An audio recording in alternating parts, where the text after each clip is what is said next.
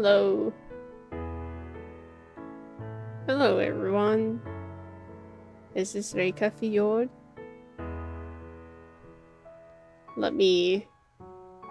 I'm jumping right into the game screen today because the music is so good. But I realize probably need to see the actual game as well. So let me set that up real quick.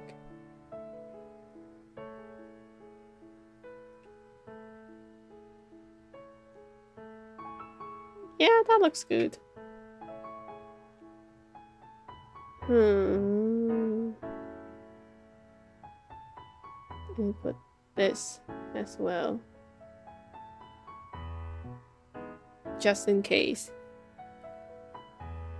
Yeah, the music is so nice. So today I will be playing this game called Please Be Happy. It's a visual novel. I looked it up and they say like the average clear time is around 11 hours. So it'd probably take 2 or 3 streams. But I'm excited to try this out. Because this fox girl looks super cute. Let's see. Should I? Yeah, I should get my mouse tracker as well. Yeah, I should show my mouse capture cursor. Oh, it's already capturing. Why is it not showing? Oh yeah, it's here. Okay. So, yes, I'm really excited. Let's jump right into it. I'll race you!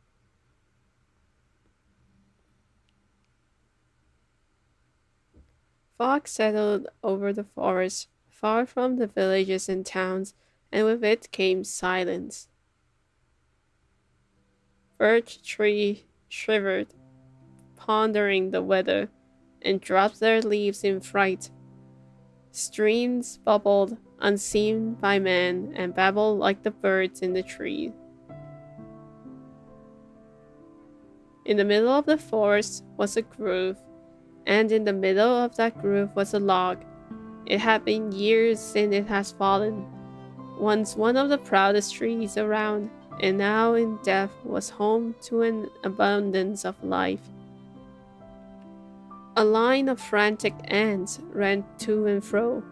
Mushrooms, cloud-like and pillowy, sprouted across one side, like a footpath for fairies. Nearby, an old toad flopped contentedly in the mud.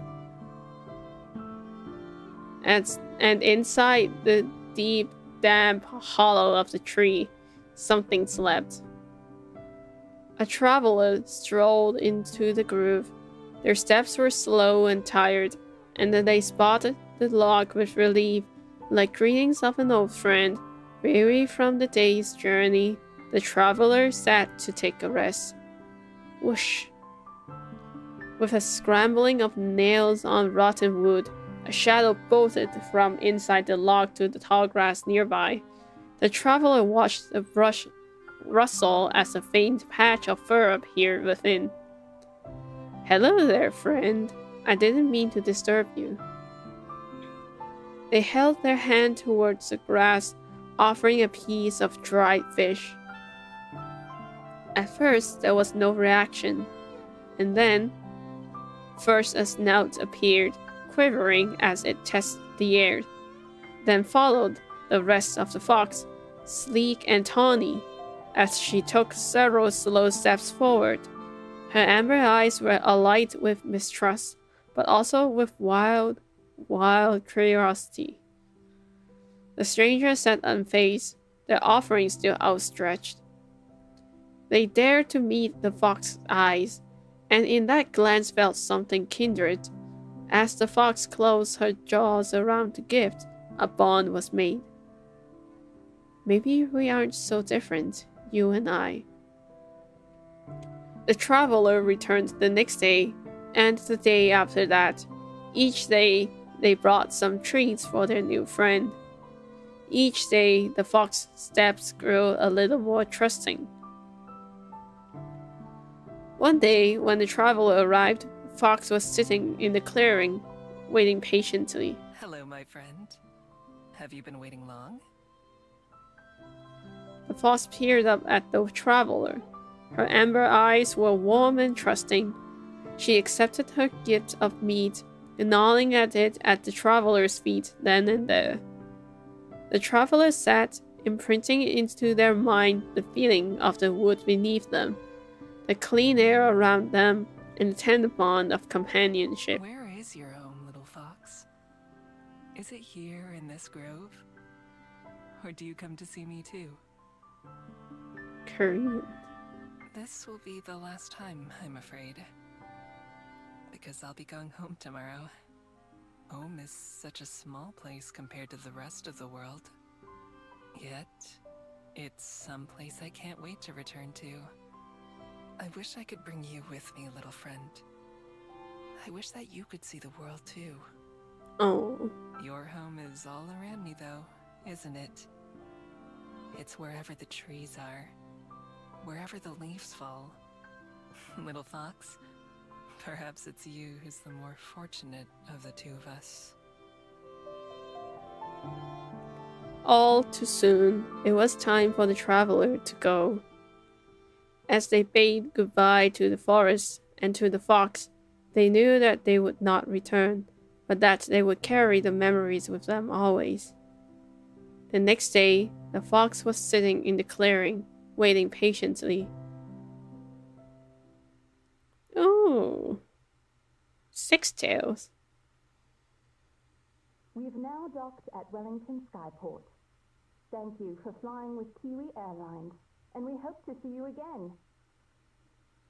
The intercom's announcement is muffled in the closet where I'm hiding, just like the clatter of the seatbelts and the chattering of passengers getting ready to disembark. I wiggle around impatiently, sore from crouching in here for I don't even know how long it's been. Hours for sure. The last few minutes always feel like they take the longest. Oh, so cute. Apparently the footsteps begin to pass by outside my door. It's time. I listen carefully, waiting for a gap in the crowd. When it comes, I stand up and push the door open in a single movement. I gave a wink to the shocked-looking lady that I stepped out in front of. She doesn't even have time to gasp before I'm out of her sight. Humans, they're always kind of slow. Oh, Hoodie. I nod at the smiling flight attendant as I pass her by, and then throw up my hood to cover my face. It's been a while since I last flew, but it doesn't seem like things have changed much. It's always been harder to sneak on than it is to sneak off. I followed the crowd to the end of the walkway and stepped out onto the ground. After a long stretch, I take a deep breath and savor the fresh air after being stowed away for too long.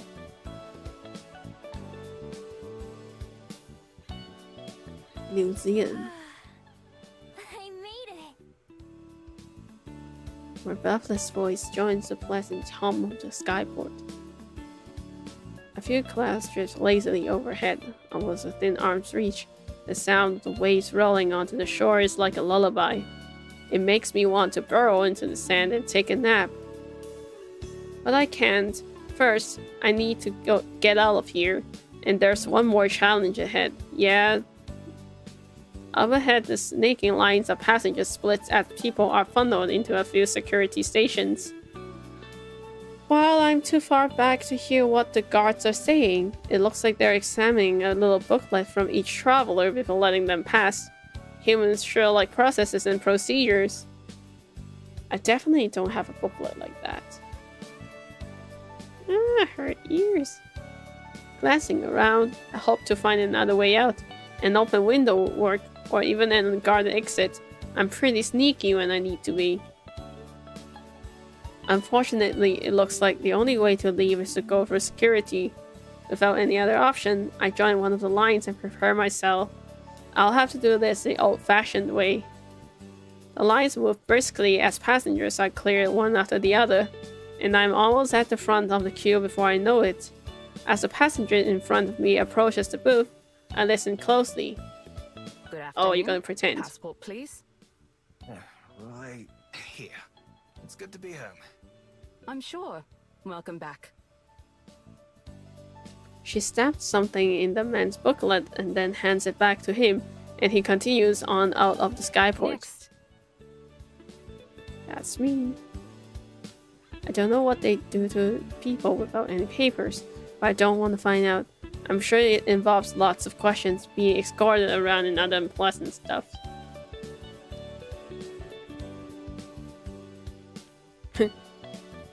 Right? Convincing. Passport, please. Of course.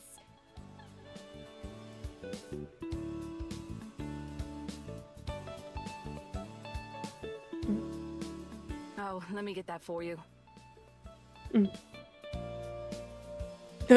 Oh no. Hey, you wait. Stop! Uh-oh.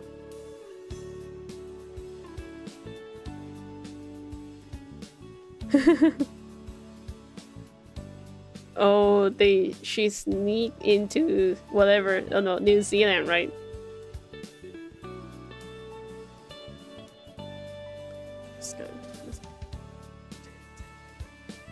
Yeah, I was gonna read all of them, but then I realized it would take forever.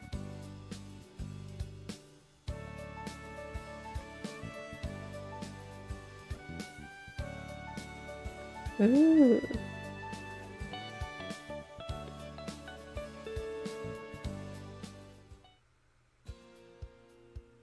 Secret weapon.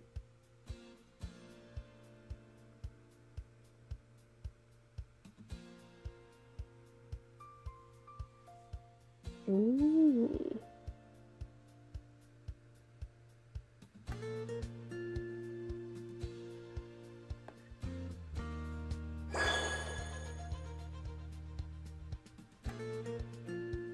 Oh, cute.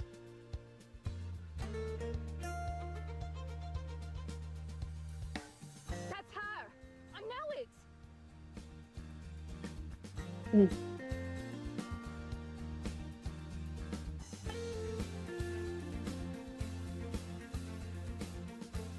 Oh.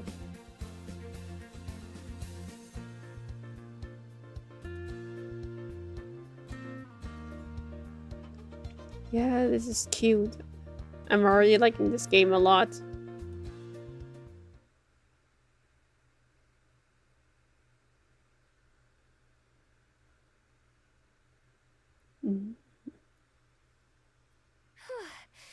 Better luck next time.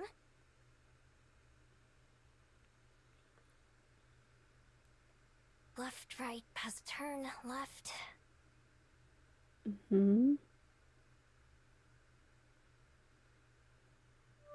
I wonder why Behold just decided to come here. Oh. Okay, guess I know now.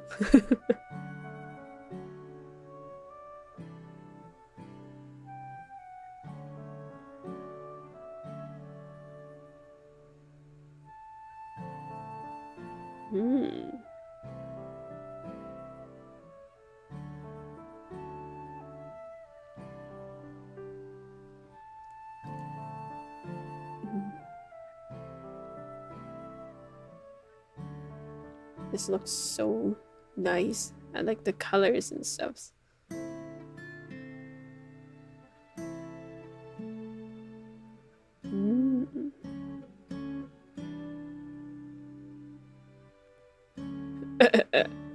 Are you gonna steal again?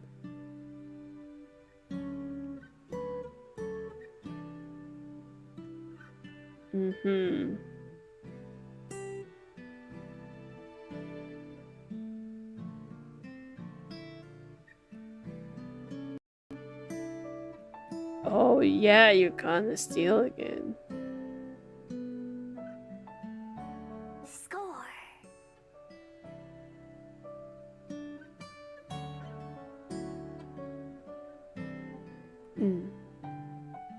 I should have just kept the whole thing. Welp.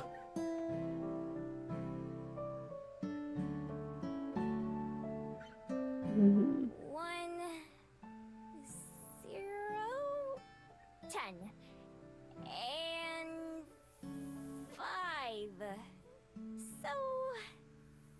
15. 15 is should have kept the whole one. Yeah.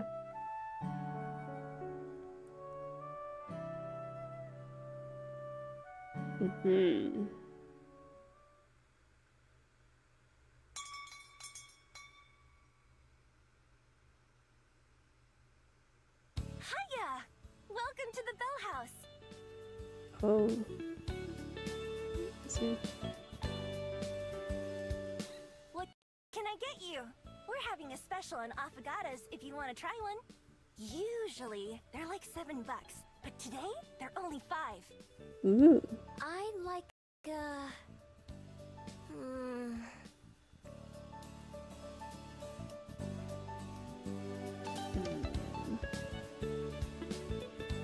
It's spindly. I'll just have a vanilla latte. Ugh, boring.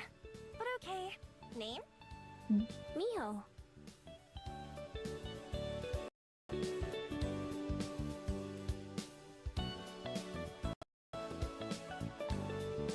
Oh, is my computer lagging? Welp. Oh no, I'm enjoying this story so much. I just want to read it in silence. That's not good for streaming, huh? $4.50, please.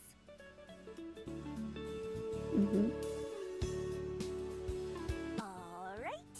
I'll have this ready for you in no time. I like her hair. Hair with that little side bangs.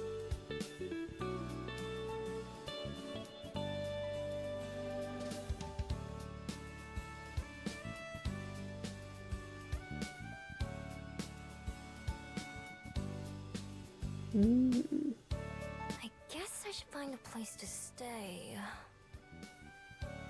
Yeah, you should.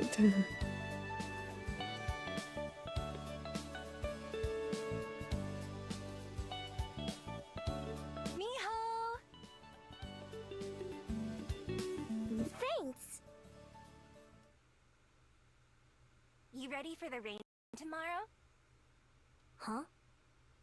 It's gonna rain tomorrow. Ooh. How do you know that? There aren't any clouds out there. I'm just good with the weather. Anyway, if you forget, then you'll be sorry. This- Oh, this is really good. That's nice. Oh. Yeah, that's fair.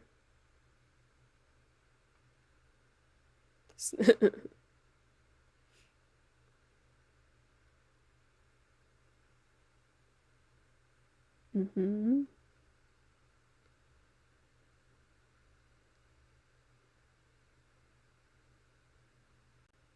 Hmm.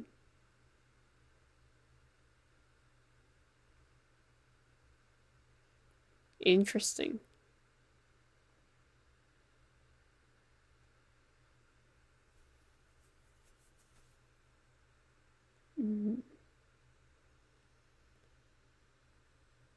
I just find myself reading in silence because the story is so interesting.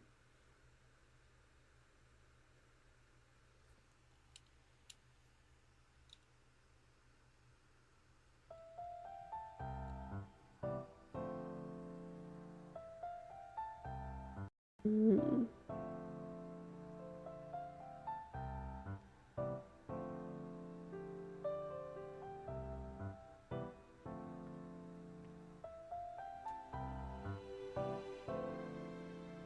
Mm-hmm.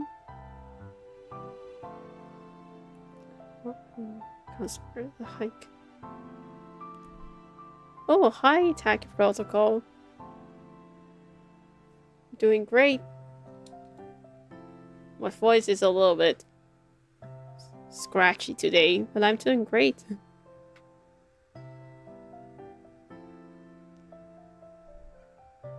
Mail runs out. God, tops. Chattering tourists pass me by.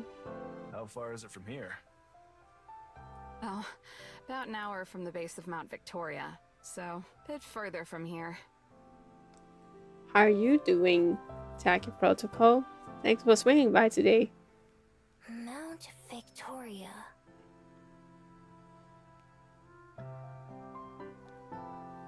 Not really a cold. I guess my voice is just a little bit tired.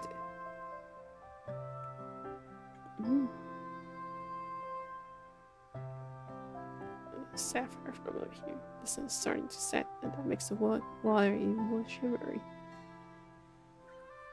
Even more airship can be seen coming and going.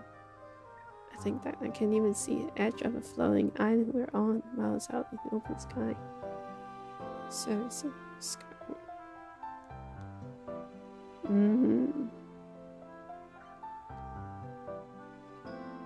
Is it versus the Bell House?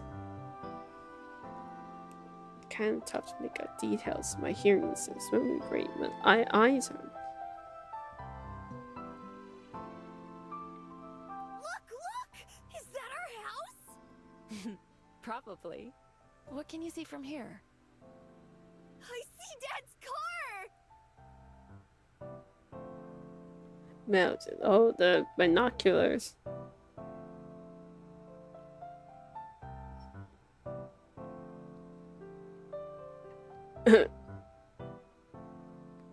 Yeah, you probably have to put money or something in there.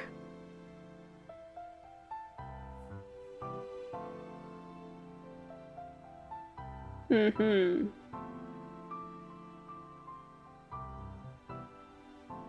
Yes!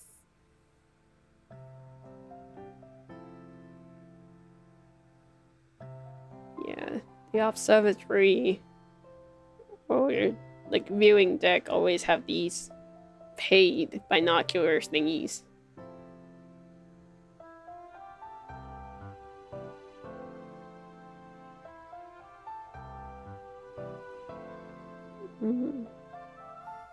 Oh. Well, whatever. Looks like I'm sleeping outside tonight. Guess this place is as good as any. Down the trail if you're up. Oh, still here. Not perfect, but it'll do. Mm-hmm.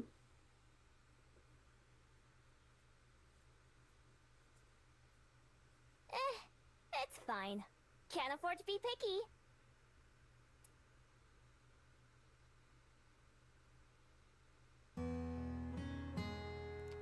This fog's sensation nature was stronger.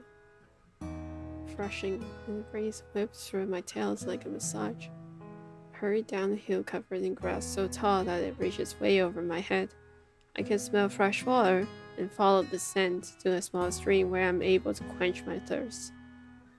It's just as satisfying as the drink I got at that cafe, but in a different way. And being able to slurp up water is way more enjoyable than having to use a straw, or worse, one of those lids with the tiny hole. For a little while, I followed my nose to some berries and some edible plants that would do for a snack. Unfortunately, unlike the water, foraging is never as satisfying as eating human food. If I want a real meal tonight, then I should pick up the pace before it gets too late. Still, I want to get this done now, while there's still daylight. I keep close to the stream and search for a place where the ground is soft. Before too long, I find a promising area, a small valley with hills on the most side and a thick foliage on the others. I'm still close enough to civilization to hear cars and other city noise, but the area I'm in doesn't seem like it gets visited very often. At the very least, it doesn't really smell like people. The spot that I settle on is a nice mound of earth near the edge of the woods, partially hidden by a tall tree with low-hanging leaves. Even if no one comes by, it makes me feel better knowing that I'll be out of sight. And so I start to dig. My claws ripped away the dirt as I burrowed downwards, widening the tunnel just enough for my sleek frame to fit. First I dig forward, and then downwards, widening out an area that's big enough for my whole body to fit. This is something I've been doing my whole life, even back when I was just a regular fox. I think that's why I don't mind it too much compared to sleeping inside somewhere. It just feels right to me.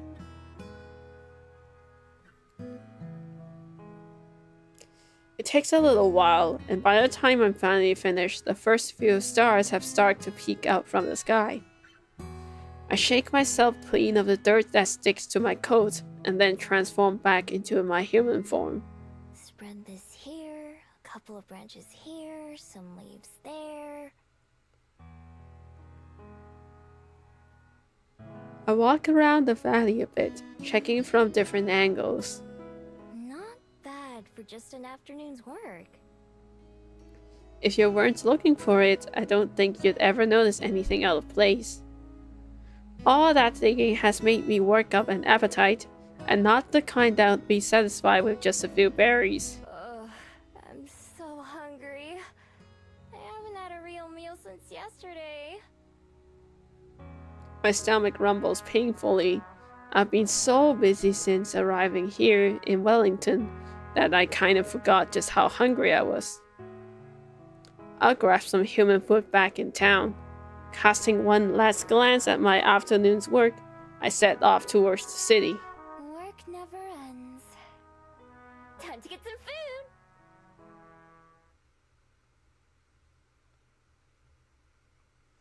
food! Ooh, back in the city.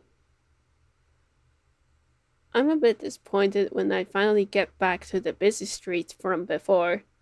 I was hoping that it would be emptier now, and that all of the stores would be closed. Turns out I was half right. A lot of shops have gone dark for the evening, but there are just as many people walking around now as there were earlier. In fact, there might even be more. The patio of a restaurant has a bunch of tables full. A mermaid is sitting in the fountain I sat by earlier, chatting with a cyclops. Even the cafe that I visited is crowded now, with a line almost out the door. After pacing up and down the road for a while, I sit down and try to figure out what to do next. I'm not too worried about what would happen if I got caught stealing. I'd just escape, obviously. And even if they somehow managed to catch me, it wouldn't be an issue for very long. See, there's something different about me that makes me extra good at being a thief. It's not just the skills I've practiced over the years, like picking locks and sneaking around. No, it's a bit more special than that. Without fail, every single person I meet forgets about me by the next day. I don't know why, but I don't really care either. It's magic. That's all I know about it. Really useful magic. Oh, that's interesting. Everywhere I go, no matter how careless I am, all of my problems are solved by the next day. That doesn't mean there is no danger. I've been caught in the act before and beaten or harassed before I can manage to get away. I've even lost a few prizes that I stole fair and square because I had to get going in a hurry. It's like, stole fair and square. How do you steal something fair and square? Sure. What if someone sees me but isn't able to stop me? I know that I'll be home free. Sure, they might remember having something stolen, but they'll never know who did it. It almost makes things too easy. Right now, it would be smarter to just come back even later in the dead of night and hope that there are no people around. I'd be able to take my time browsing without having to worry about making a quick escape. Where is the fun in that, though? I walk casually up and down the street, glancing into windows without being too obvious about it. Some stores still have customers inside. Others have locked their doors and shut off the lights. Most of the restaurants are still open and are only making me hungrier. Stealing from restaurants is a bit much even for me though. I've tried it before, but the cluttered kitchens, as well as the tables and chairs, make it hard to get around. Plus, I've learned the hard way that there are plenty of hot or sharp things for angry cooks to throw at you as you try to make your way out. Instead, packaged and pre-made foods are my best friends. Things that I can grab multiple of at once and stuff into my pockets. If I'm really lucky, I'll find a place with refrigerated sandwiches or salads, or sometimes perfectly good hot food that gets thrown out. You wouldn't believe that kind of stuff that's available if you don't mind sifting through the trash a little bit. It's not ideal, of course, but a hot meal is a hot meal. I know plenty of foxes who've eaten much worse. Target spotted. It's perfect. A small convenience store. Snacks lined up behind the front window. Even better, the shop on either side of it are closed too, so there's not many other people in the area. Locked, huh? Not surprising.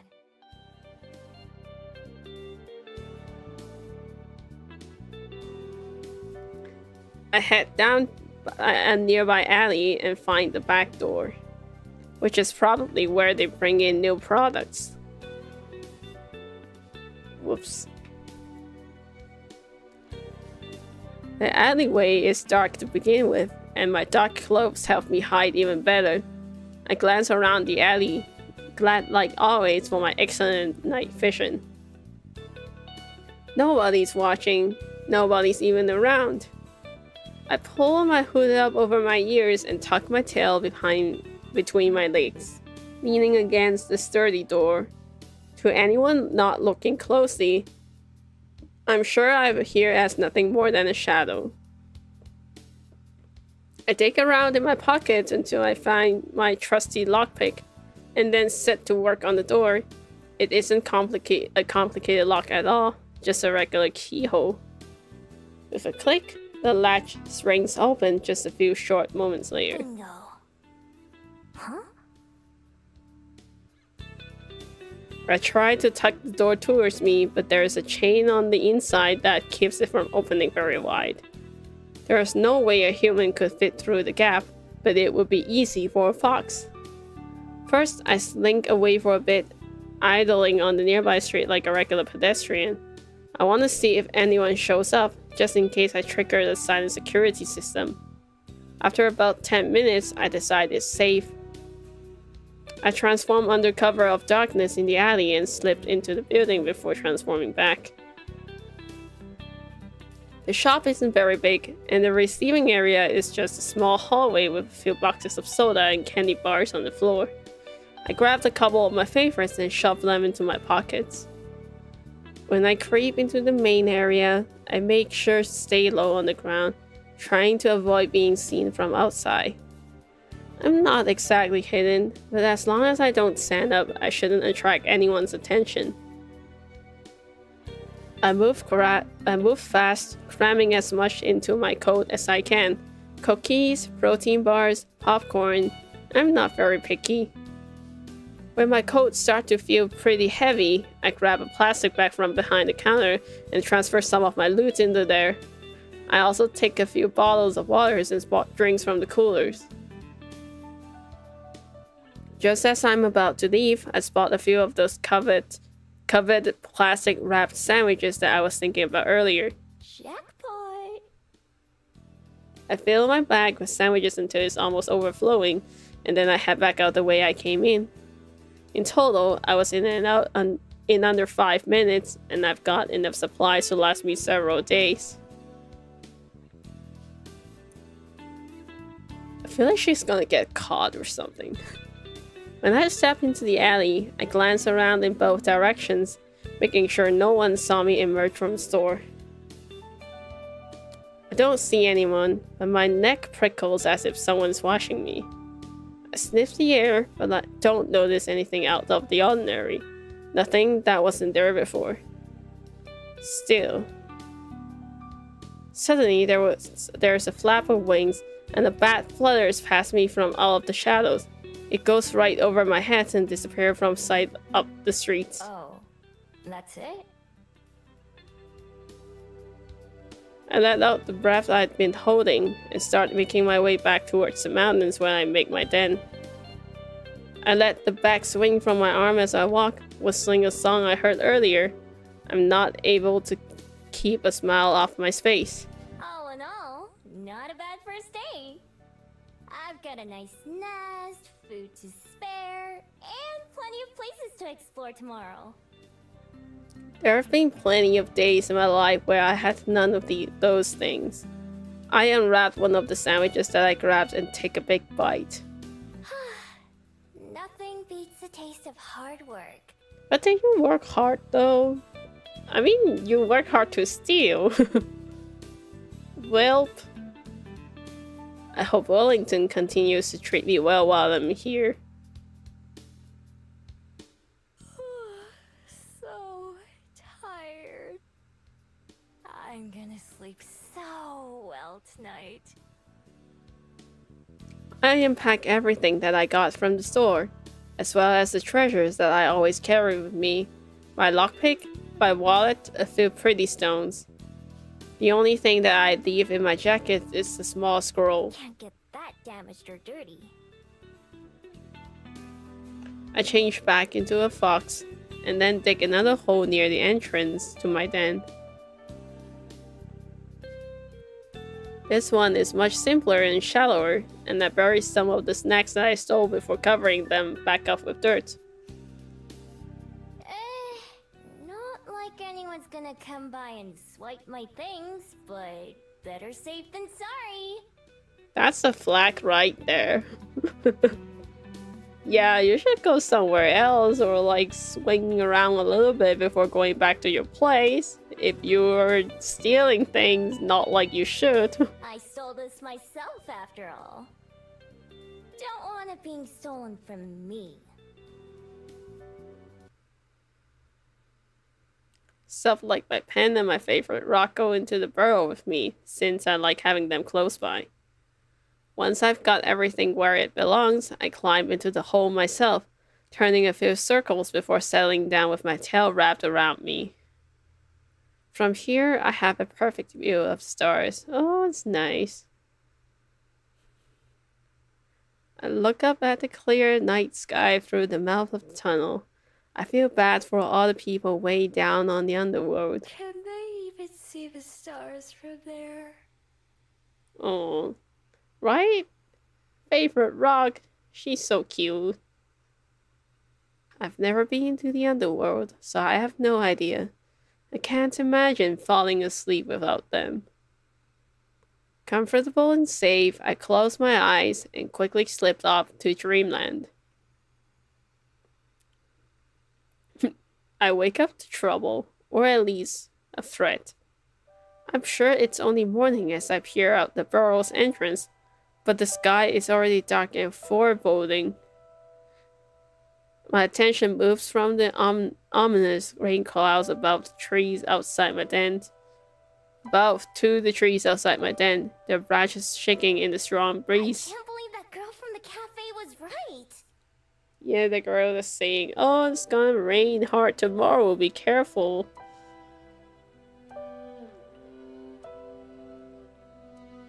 I climb up the tunnel and out into the open, sniffing the air. It just tells me what I already know. A storm is coming, and fast.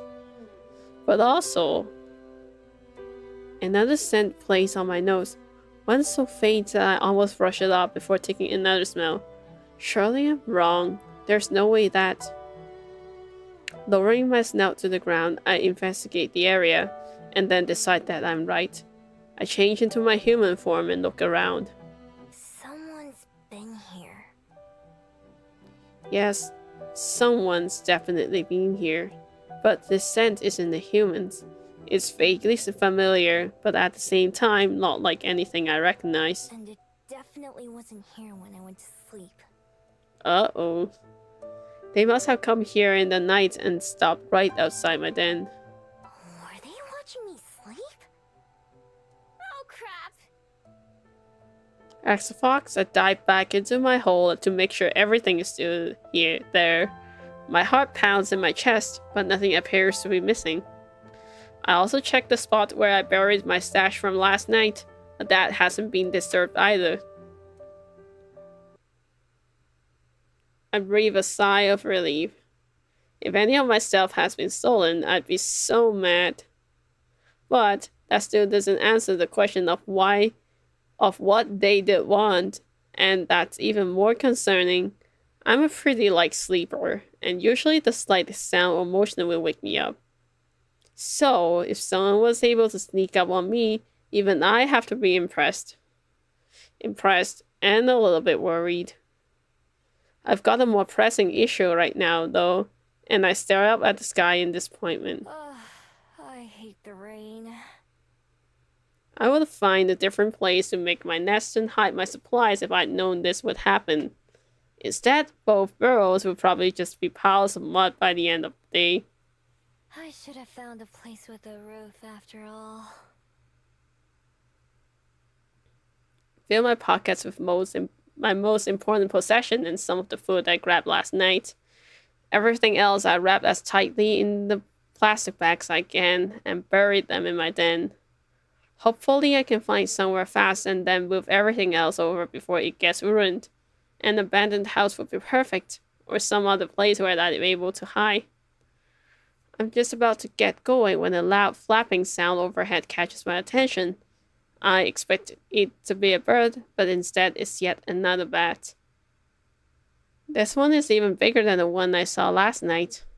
Its wings are way longer and noisier. I can even hear it squeaking something as it flies past. Locked.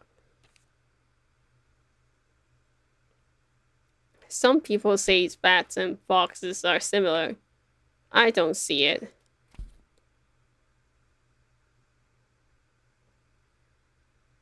Ooh. I watch it fly around for a little while before it takes off towards the city. I feel like there should be BGM, but I just accidentally turned it off somehow.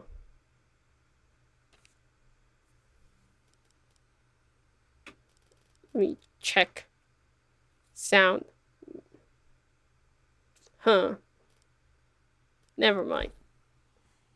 Hope Draco isn't with the police. I hope not. We're gonna be in big trouble. I watch it fly around for a little while before it takes off towards the city. Maybe it knows somewhere to stay. Guess I'll follow it for now. Ooh. A couple times it disappears between the trees or just too far ahead, but I always manage to catch back up. Eventually we're out of the woods and back into civilization, where a car whizzes right past me. There's a sidewalk here and other people walking around. Most of them look up to the sky nervously, though, and everyone seems to be in a hurry. Guess I'm not the only one looking to get away from the rain.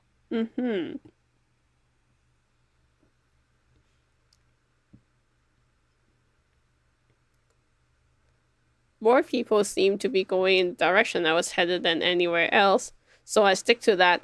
By now, my winged guide is almost out of sight again, just a little black speck in the sky flying into the distance. Farther up this road, there is a slope that leads to a big, fancy-looking building. It doesn't look like a shop or restaurant, at least not one that I've ever seen, but there are so many people going in and out that it has to be open to the public. That's good enough for me. It'll give me somewhere dry to spend some time, and maybe I can learn something useful. Plus, places like this usually have plenty of valuables inside. If I'm lucky, I might be able to find something to fund my next few days. Oh no, we're gonna steal again. After all, the bigger the target, the less likely they are to notice something's missing. What? The sturdy oak door isn't as heavy as it looks, a firm push being enough to heave it open. Gingerly stepping inside and out of the rain, I'm greeted by books. Lots of books. Books on shelves, books on tables, books on the floor, books everywhere.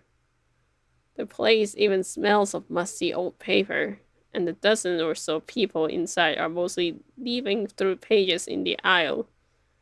The odd silence about the building is striking, given how many are around. It doesn't look like a shop, so I assume this must be a library. I've heard of them, but I've never been in one. No point, since I can't read at all. But it's warm and cozy and very dry, so it'll do just fine. There's a desk near the entrance with a computer on it that I assume would be where I check in. It's unattended, which is good for me. I take a seat in an empty chair nearby and sit back just to observe for a bit. There are plenty of people, but it's not too busy. Lots of empty, unwatched space. Most folks seem to be here alone or in small groups that keep to themselves. There's not much conversation going on, and what there is all whispered. Nobody gives me a second glance, which is a good sign. It means I'm probably not breaking any rules just by being here. Behind the desk, there is a hallway leading deeper into the building, and I peek around the corner to see what's back there. All I can see are some shut doors and at the very back, a staircase. Oh, that image, that picture just now. I think that's one of the routes, one of the 2 routes that you can go for. After glancing around to make sure no one's watching, I sneaked down the hall and tried a couple of the doors. All of them are locked. I could probably pick them if I wanted to. No sense trying to do that now though. Is there anything more valuable around? An antique clock or vase would be perfect. Sadly, it's almost all books. Books and small trinkets that look pretty worthless, not even worth the trouble of stealing. At least it's got a roof.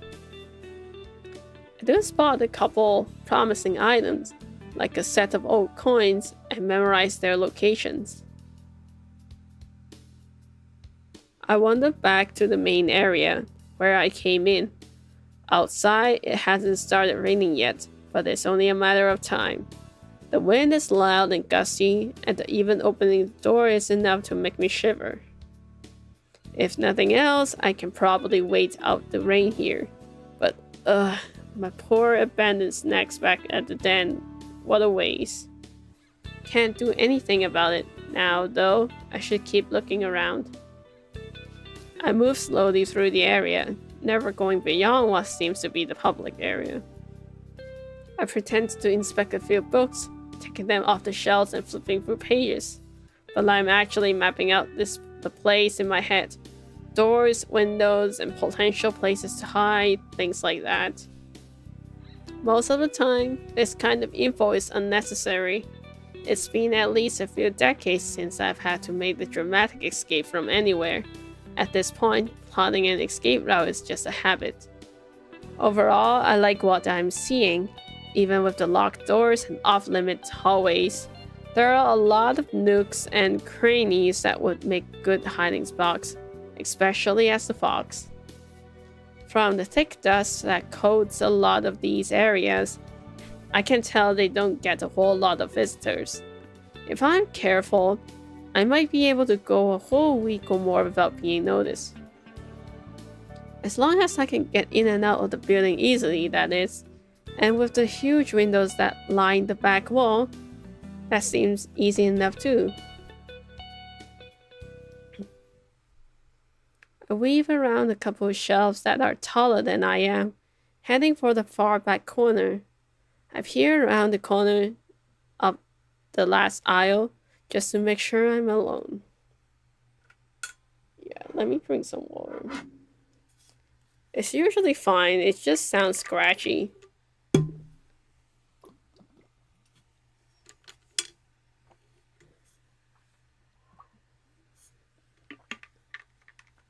And I've been using my voice for a bit today, like earlier today, but it's probably fine.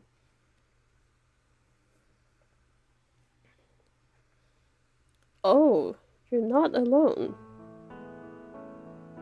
Oh, this is one of the girls. Okay. At a small table by the window sits a woman with a small book in her hand, resting against her fingers. She's perfectly still, but mouths the words on the pages as she reads, like she's tasting them instead of just seeing them.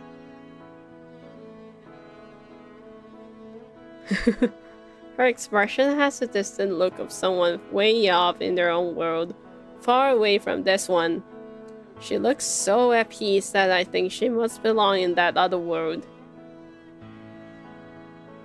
It's alright. I'm not gonna jinx it because I know it's like spring season and everyone's getting sick. But I'm not yet. I should be fine. And I know my limits. I will stop when it feels awkward to me. But yeah, thanks for worrying. She's beautiful and elegant in the same way as a painting, with the light from the window shining on her like a display. I duck back behind the bookshelf, pressing one hand to my racing heart. My other bumps against one of the books on the shelf, and it falls with a dusty thump. Cursing my clumsiness, I silently back away, in case she decides to investigate, but she doesn't leave her chair. I suppose it's nothing. She turns and gazes out the open window. At what, I don't know. A moment later, she returns to her book and leaves this world again. I stay hidden, my face is still burning a little bit. Yes, I think this will be the perfect place to spend some time. Oh, she loves her. Suddenly, there's a much louder boom than the one I caused, as thunder rumbles outside. A few people around the library startle at the sound and look around. Sighing, the girl in the chair pulls the window beside her closed, the first drops of rain falling not a minute later. I'll investigate the windows later. Right now I don't want to bother her. So I head back to one of the plush chairs on the other side of the library and take a seat. I could be here a while, depending on how long the rain lasts, so I may as well get comfy. I find a few books that have more pictures than words and curl up in one of those soft chairs to flip through them. There aren't as many of those ones, as I go through the stack pretty fast. It takes long enough for the rain to start though. The longer I read, the louder the pounding of the rain and the howling of the wind become. Guess it's not letting up anytime soon. I can't complain though. This library is pretty cozy by my usual standards. It's warm and safe and nobody tells me to go away. I even have snacks. More than once, I get up and walk around the library again, even though I've got most of it memorized by now. I take notes of things like a child's stuffed toy that's lying on the floor in one section, or the thin blanket that's stuffed between a bookshelf and the wall. On my third or fourth trip around, I finally find something I've been looking for. In one of the far corners, totally opposite from where I saw the reading girl earlier, there's a single chair and a small table. On the wall nearby is a portrait. The painting itself is of a girl with light brown hair, but I barely pay any attention to that. What I'm interested in is the frame. It's lovely and looks like it might be made out of gold. It certainly shines like it. It's carved intricately into the shape of waves flowing up and down. It's gotta be worth something. I pretend to not pay much attention to it as I make my way back to my table. There are too many other people around me to be able to try to sneak it out. It's too big to fit under my jacket without being obvious. That just means I'll have to come back some other time, maybe once this place is closed. The hour passed by, and the storm continues. I'm kind of disappointed about losing a whole day, especially so soon after arriving, but it's not like I'm in any sort of a hurry. I pat one of my pockets, feeling the familiar and reassuring weight of the paper scroll that's tucked away there. That scroll is the only thing close to a purpose that I have, and it's not particularly urgent, or at least I don't have any way to deal with it faster. I spent a long time reading. It's almost afternoon when I go and check the windows again, but the rough weather outside continues. At this rate, I'll be sleeping in a puddle of mud tonight. Unless... A quick check shows that a lot of the other library patrons have left. It's not empty, but it's not nearly as full as earlier. Guess some of them decided it was worth braving the rain. Looking as nonchalant as I can, I get up from my seat and pretend to browse again, slowly moving through the shelves. The reading girl is gone now, although she's not what I was looking for. Instead, I pick up the drop toy and blanket that I spotted earlier, and then head to one of the out-of-the-way hiding spots I picked out before. It's on the floor, between the shelf and the wall, but it has a bit of carpet to help make it softer. Even better, it's between two corner shelves, meaning that it's practically out of sight if you're not looking for it. I wriggle my way between the furniture and lie down, using the toy as a pillow and draping the blanket over me. I toss and turn a few times before finally settling down. Yep, not bad at all. Even though I haven't done much today, I'm always down to take a nap. I can pass a few hours by sleeping, wake up once it's dark, and then grab the picture frame and be on my way. I'll have to rebuild my den once I get back, but that's a problem for future me. I yawn, staring up at the ceiling until my eyes get heavy. Maybe today won't be a total waste after all. The soft sound of cloth rustling wakes me from a dreamless sleep. How did someone sneak up on me twice now? I don't know how long it's been. The sky outside has darkened significantly, and now stars twinkle outside the window. There is no time to react as the sound comes closer.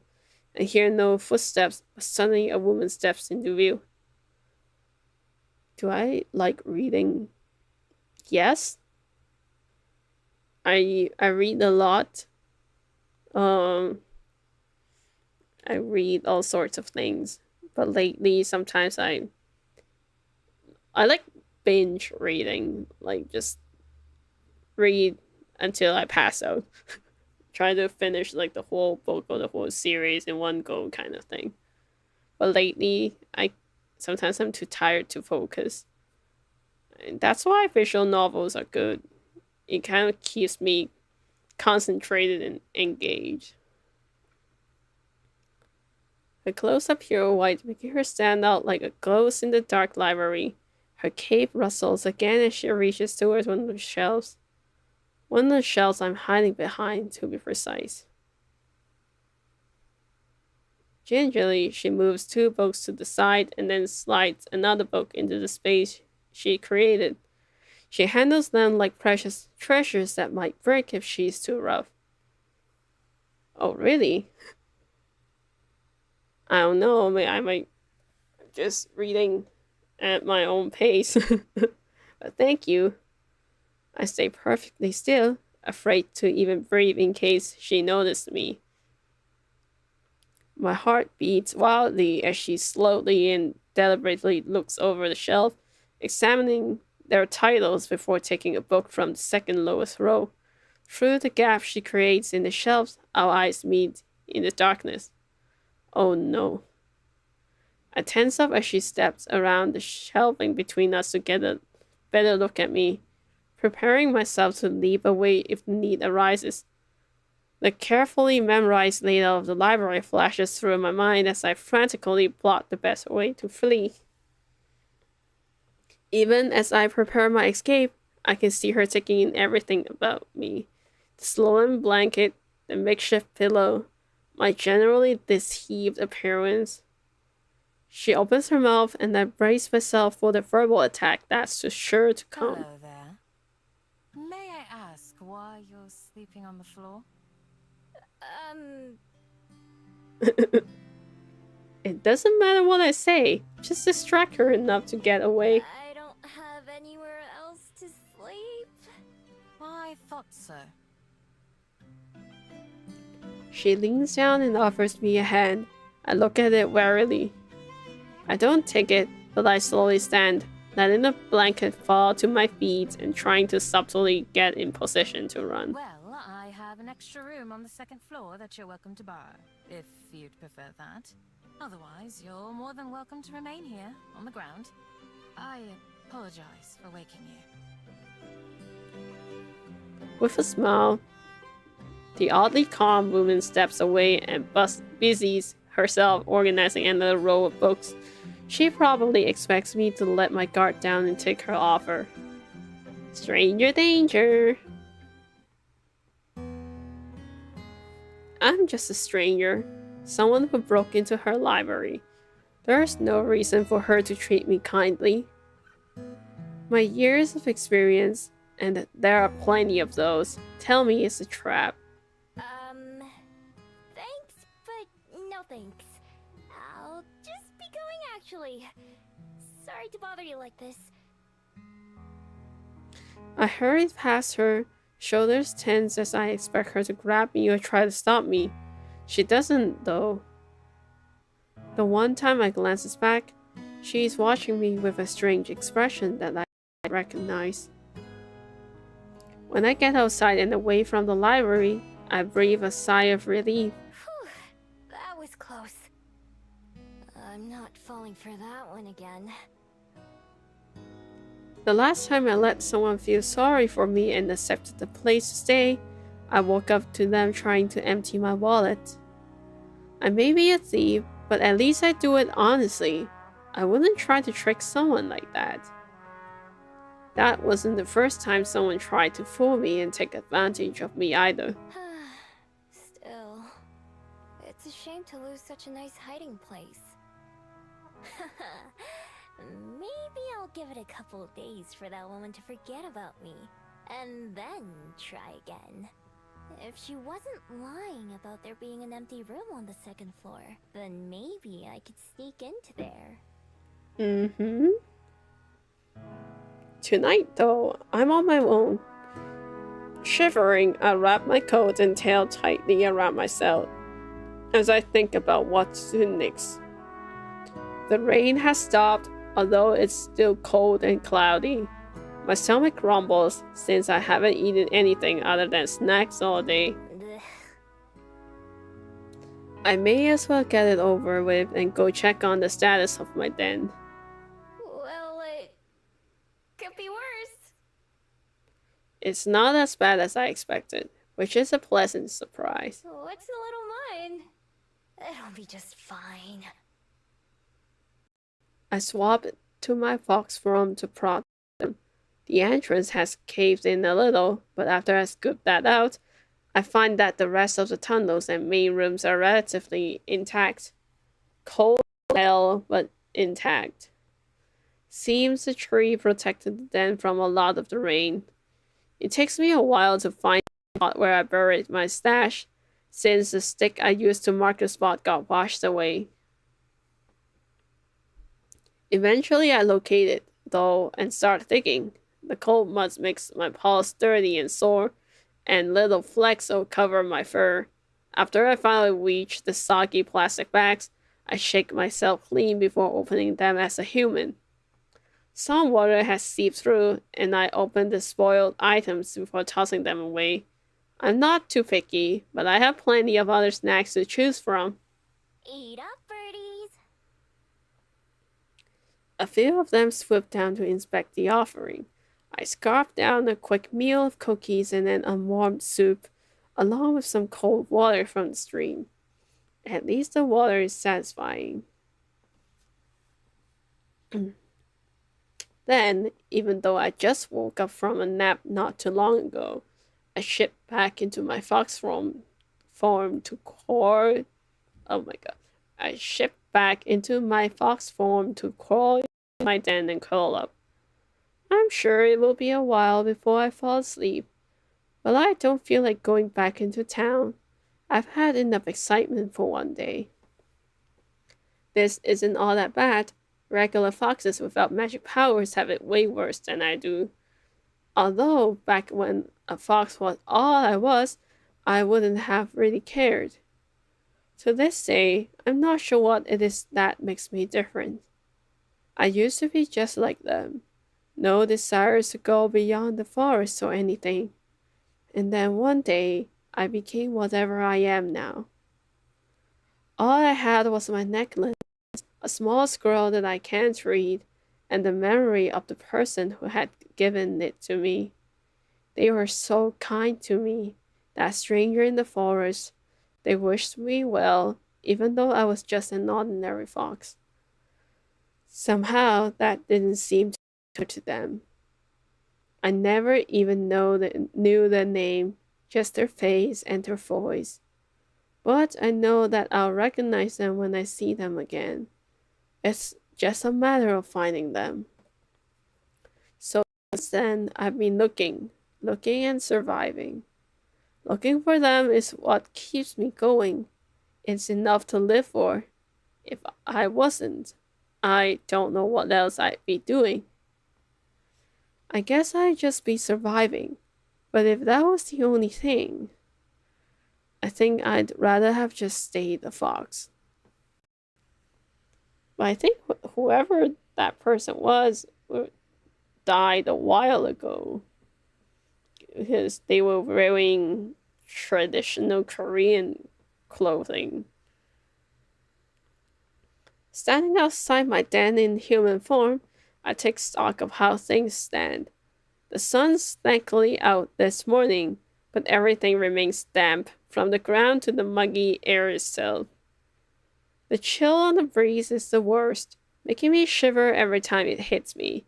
The Bell House was pleasant when I visited a couple of days ago, so I decide to head down towards the main street and get a coffee there while working out my next moves. Coming to the door of the cafe, I pause and wipe my feet on the mat outside. The humans' fascination with surrounding themselves in concrete makes a little more sense as I work the mud off my feet. With that, I finally head inside, only to stop in my tracks as the door shuts behind me. Standing behind the counter is the same girl who I saw reading in the library like yesterday, talking with a customer as she takes their order. That gentle aura about her is unmistakable. The person in front of me finishes their order, and I step up to the counter. Good morning. Welcome to the Bell House. What can I make for you today? Oh, hi. I'll have... A vanilla latte? No, that's boring. What do you recommend? I want to try something new. I'm glad you asked. I was just thinking that you look like the sort of person who would enjoy one of our Fairy Kiss chillers. It's one of our signature drinks, with a vanilla gelato base and a mint chocolate chip swirl.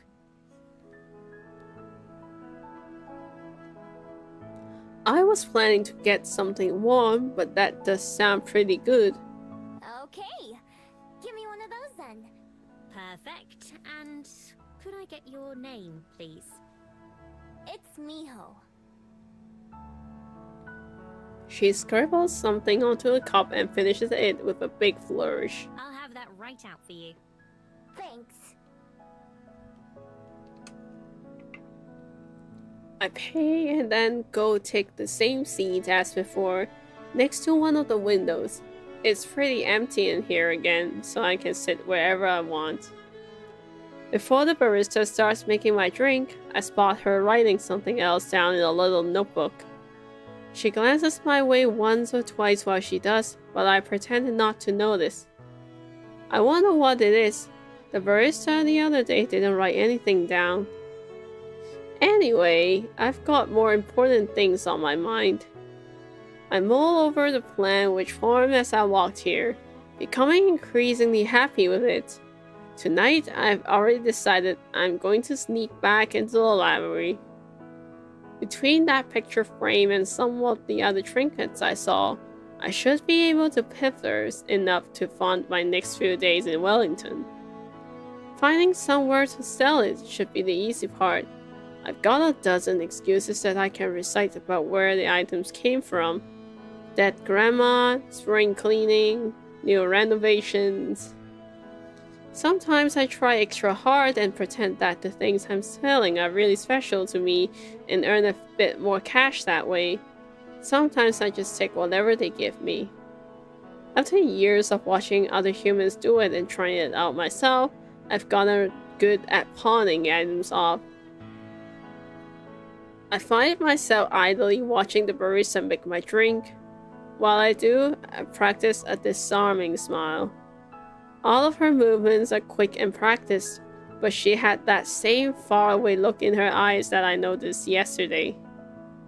She looks up and our eyes meet. I don't look away, and she turns pink before ducking away behind the machine, out of sight. Oh, it's gonna overflow if you pour it like this while staring at others. Huh. Weird girl.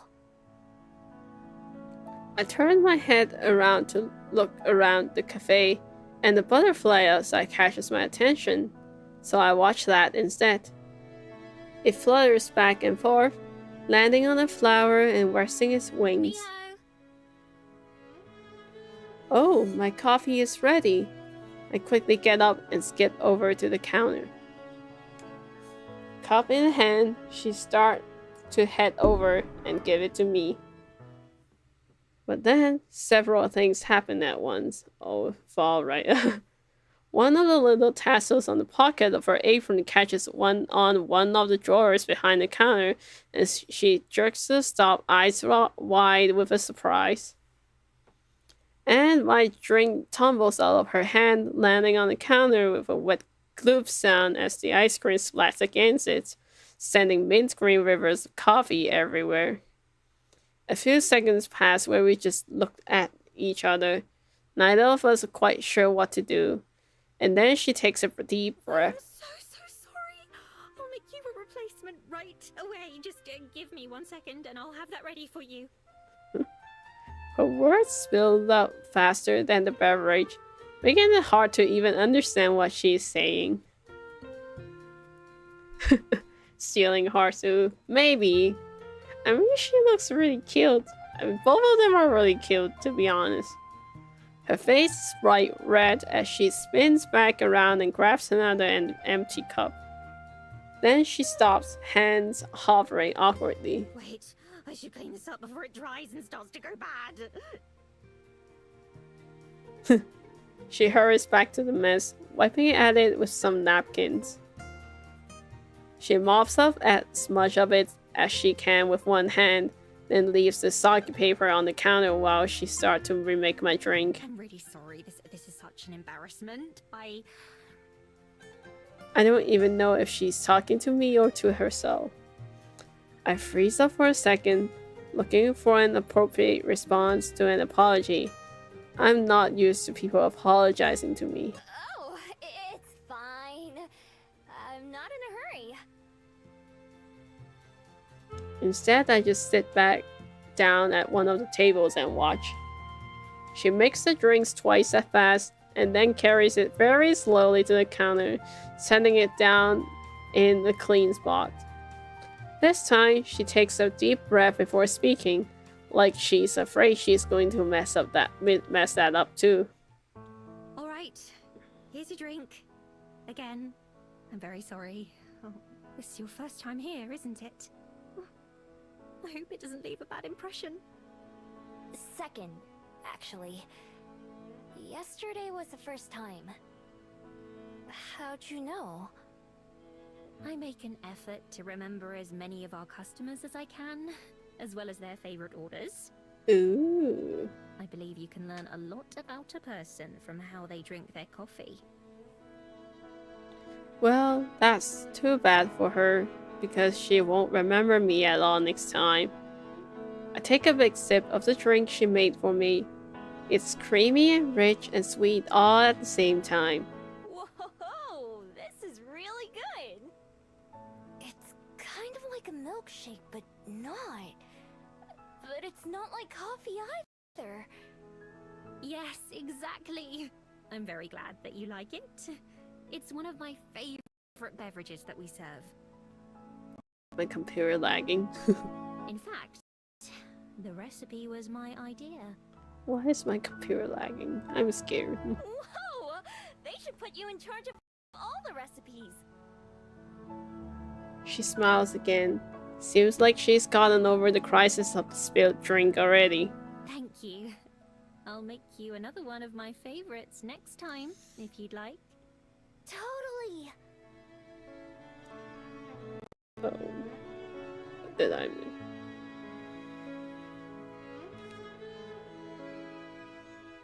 At least I'll know what to order next time, even though I have been forgotten. I'm already thinking of this place as my go-to coffee shop, especially since it's in a convenient area. With tasty drinks and cute baristas, I don't have a reason to go anywhere else. Yeah, so she thinks they're cute too. I told you it was a potato computer. A knocking sound from the employee area gets both our attention. Aspen, can you set another batch of croissants? Oh, sure. I'll be right there. Aspen. She calls back over her shoulder, and then looks back at me briefly. Have a nice day, Miho. You too.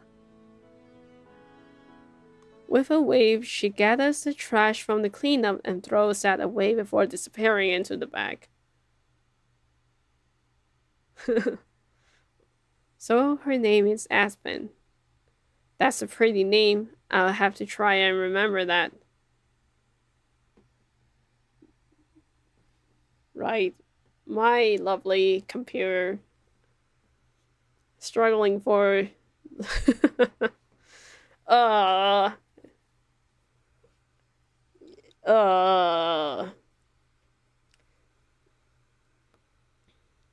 He's trying his best.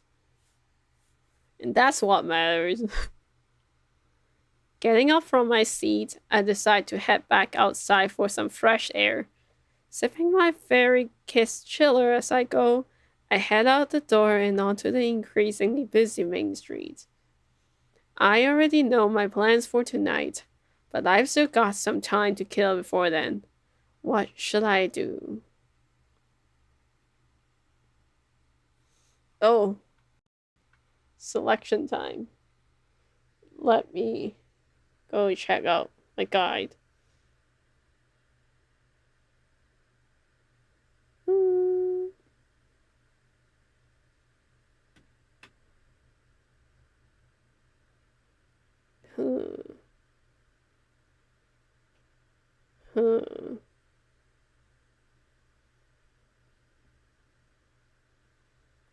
I'm guessing this one. I have plenty of time to kill and also plenty of restless energy. I decide to go for a walk up Mount Victoria just to give myself something to do.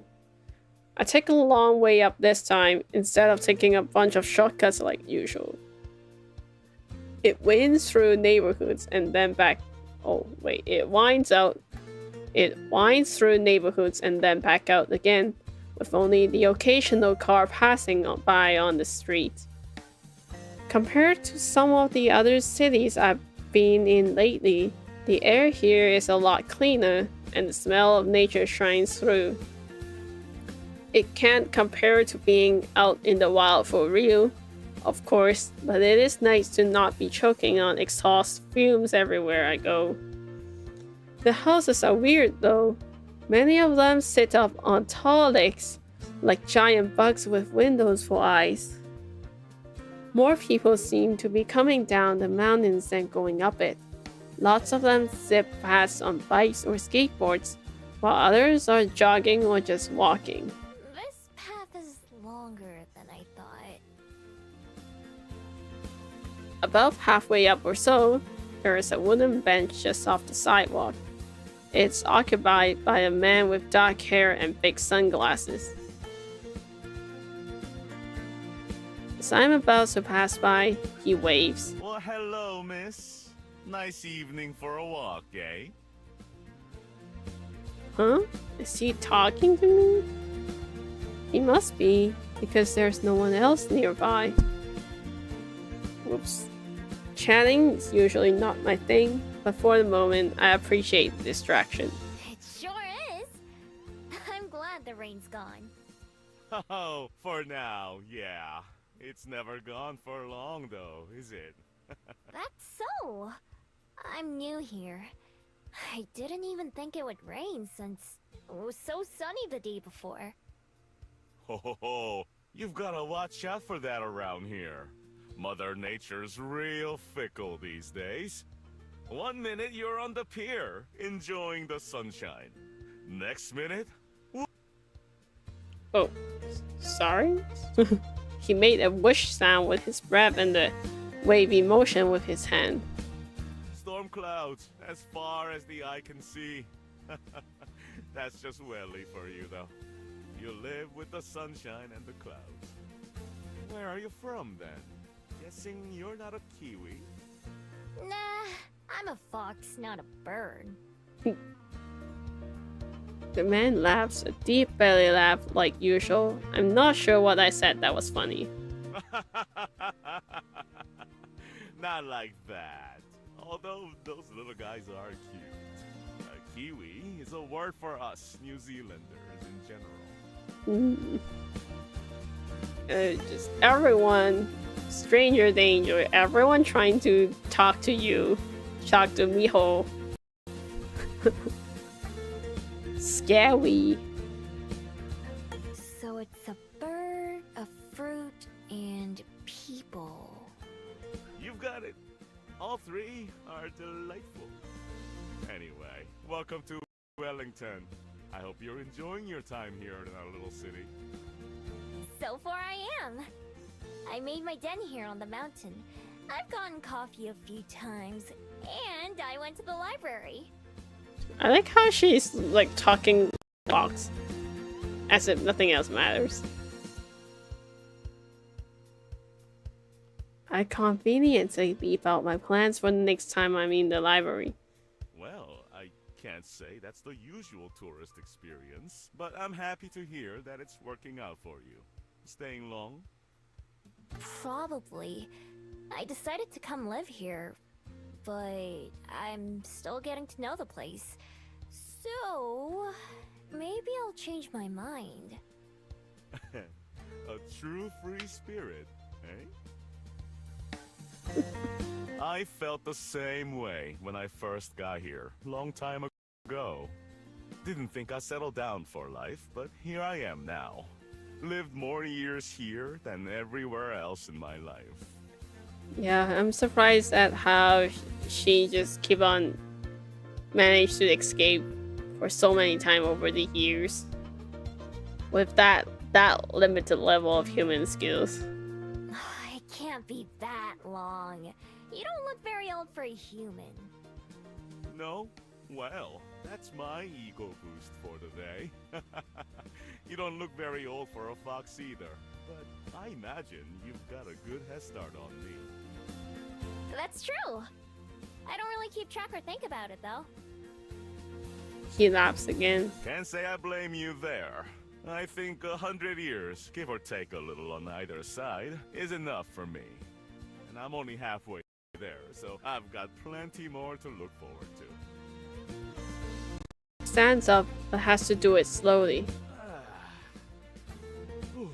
And sometimes I'm reminded of how many I've got under my belt already. Thank you for the chat, miss. I better get back to the water now and make sure Young Min hasn't fallen into the ocean or anything. It's been a real pleasure talking with you, though. I hope you'll give our fair town a shot. Thanks. It was nice talking to you too. And I mean that for once. He waves goodbye as he heads down some stone steps, and I keep heading upwards. I've never really thought about my age compared to humans. Humans don't matter to my lifestyle. I wasn't lying when I said I don't know how old I am. It's never been important. Places, relationships, memories, they just tie people down. I want to be everywhere. When I reach the top of the mountain, I take a deep breath of the crisp air. Wind blows my hair in every direction, and I can't keep it out of my face. The wind is wild and goes where it wants. It doesn't answer to anyone. That's how I've lived my life too. A free spirit, that's what the man called me, and I like the sound of it. I can see the smudges of a few people down by the beach and on the pier. Is one of them the man I just met? There's no way to know. From up here, they're just tiny little blips, impossible to tell apart from each other. Once I've had my fill of the view, it's time to get on the way again. I turn my back on the people and start making my way down once more.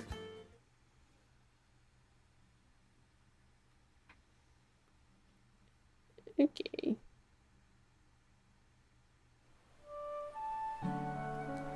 It's not far from where I am to the beach, so I decide to head down there.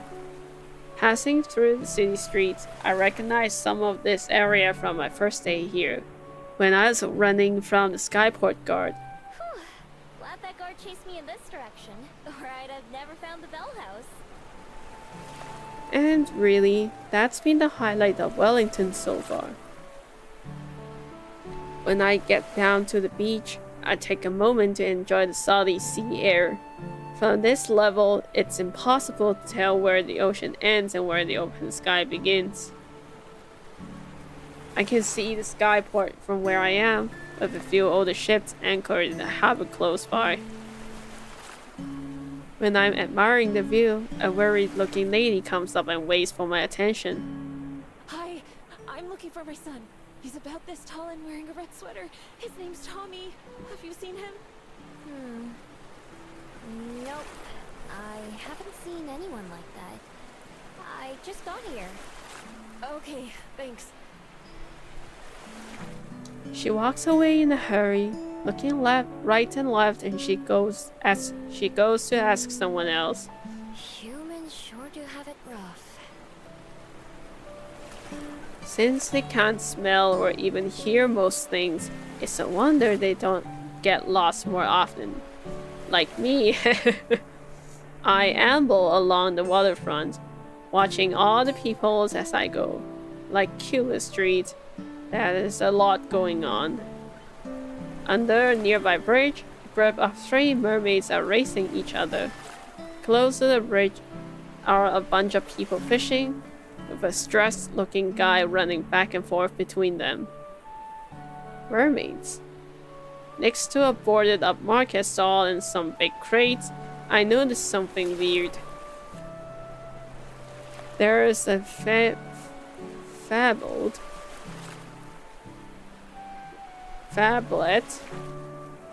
with a big flower on their head that spins like a propeller. They are using it to drift in the small circle above something near the crates. I have to check it out, of course. Nobody else pays any attention. I wander over and take a look. The phablet stops spinning as I approach and gives me a helpless look, but doesn't say anything. On the other side of the crate, out of sight from the path, there is a little boy sitting on the ground with his back to one of the wooden boxes. Are you Tommy?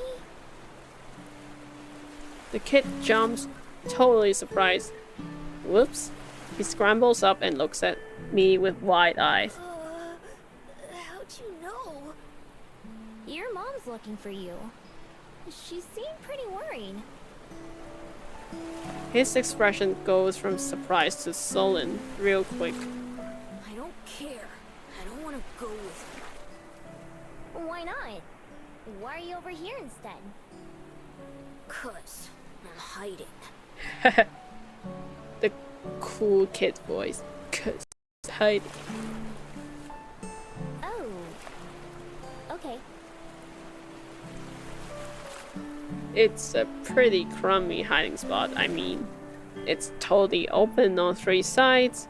I don't say that though. Yeah, he's probably better than protein bars, I assume. Instead, I look up at the phablet floating overhead. It looks almost as glum as Tommy. Who's that? That's Jerby! You mean you can see him? I can. Is that weird? Mom and Dad can't see him. They think I'm just making him up. He doesn't talk, but he's real. Sparkly eyes. Chirpy. He kinda gave away your hiding spot. I saw him from the road. Mom can't see him, and that's all that matters. Why are you hiding from her? 'Cause... Tommy sits back down and scratches at the dirt of the rock.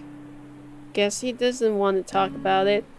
I'm always glad to end a conversation. Well, good luck. I start to walk away. He doesn't seem like he's in any anger, and I don't want to get blamed for him hiding in the first place. Hey, wait a minute. I turn around. He's already standing up again. Are you gonna go tell her where I am? Before I can answer, his eyes get huge again. Tommy, there you are. Well, I have to turn around again. This time it's the woman from before. She is already flying past me over to Tommy. Okay? What were you doing? Don't you ever run off like that again. Oh, I'm just glad you're safe though. Her voice goes up and down between relieved and angry. She has Tommy in a tight hug, but he is just staring forward grumpily. Jerby is flying in distressed circles again. Finally, the lady turns to me. You found him, right? Thank you so much. I was so worried. No problem. It's like, well, I didn't, but I guess I did. I didn't really do anything. I did find him, but so did she. Guess she's not thinking about it much. Come on, Tommy. Let's go home. Talk about this there. No, I'm not going. That's not home. Oh, something complicated is happening. My ears flinch as he yells. He stamps his foot on the ground to make his point. Tommy, sweetie. Home is where it's you, me, and Dad. Not that apartment. That's still your home too. But this, it's like your second home now. No, it isn't. Not without you, it's not. Do you and Dad really have to get it?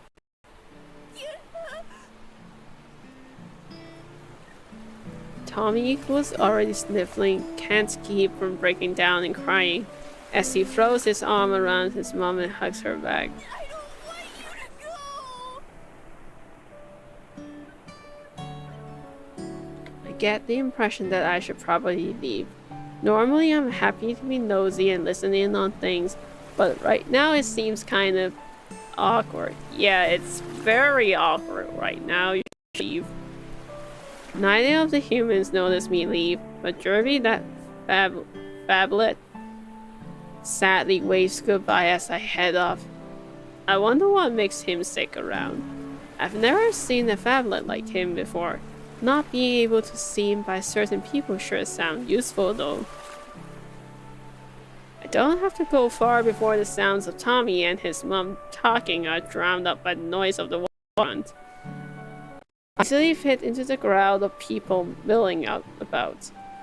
Being able to live a life that no one notices is close enough to being invisible.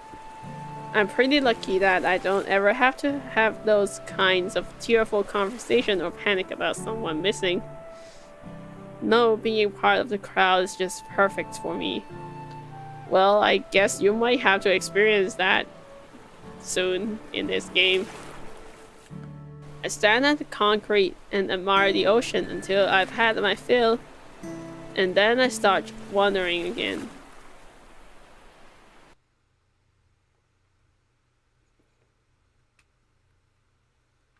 Ooh.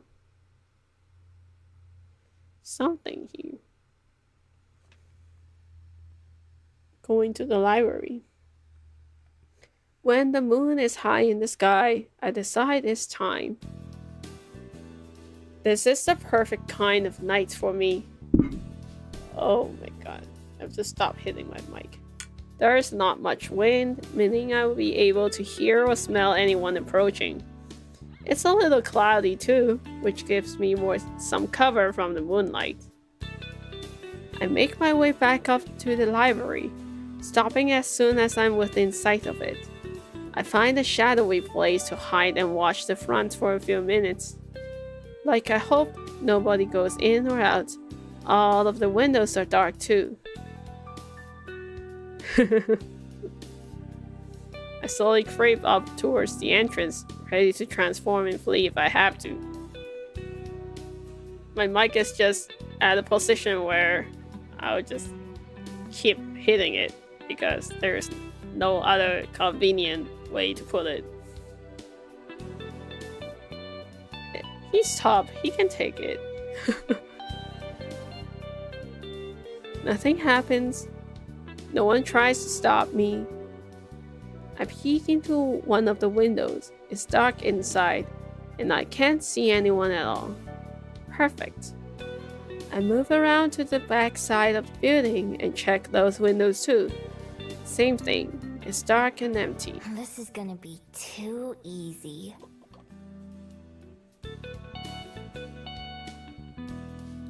Back at the front door, I pick the lock and slip inside.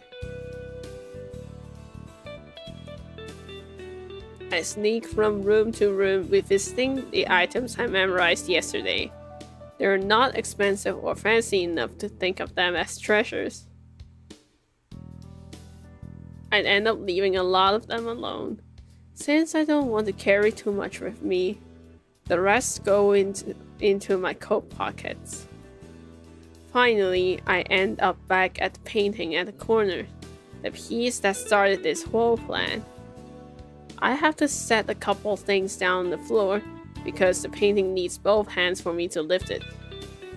It's heavier than it looks, though it's not very big. That's probably a good sign for how much it'll be worth.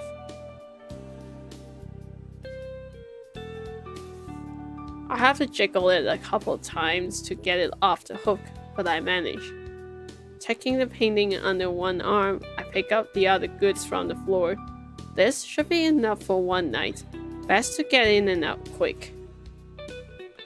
I start to head back for the front door where I came in. Uh-oh. Before I get there, lights flood the room. My heart starts to race as I immediately prepare to run. A quick glance over my shoulder shows a woman from last night standing at the top of the stairs.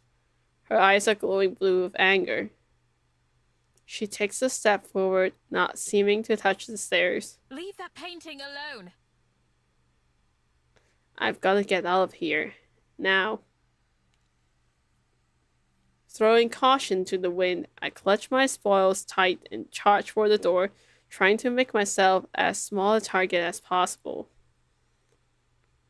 The painting is too big for me to transform and still hold on to it, so I've got to do this on two legs. Stop! Please! I don't stop.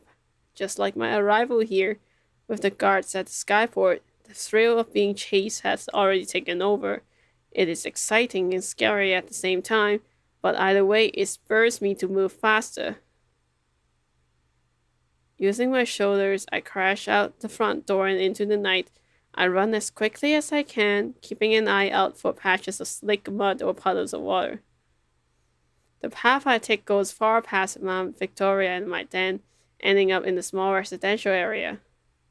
I stash the painting under a parked car and then take my fox form and crawl under a house, upsetting a mean gray cat who was already hiding there. It makes a low growling sound, and I glare at it, desperately willing it to be silent before it gives away my position. I grow back as best I can, and that seemed to scare it into shutting up. I'm not sure if I was being followed or not, but I don't want to take any chances. After 10 minutes or so, I climb out, pick up my loot, and sneak back towards my den. Now that the excitement has worn off, I just can't keep a smile off my face. There's nothing more satisfying than pulling off a heist, even one as easy as this. Other thieves I've heard about must have had it rough, having to stake out a place for a long time, trying really hard to not get caught and making sure not to be seen.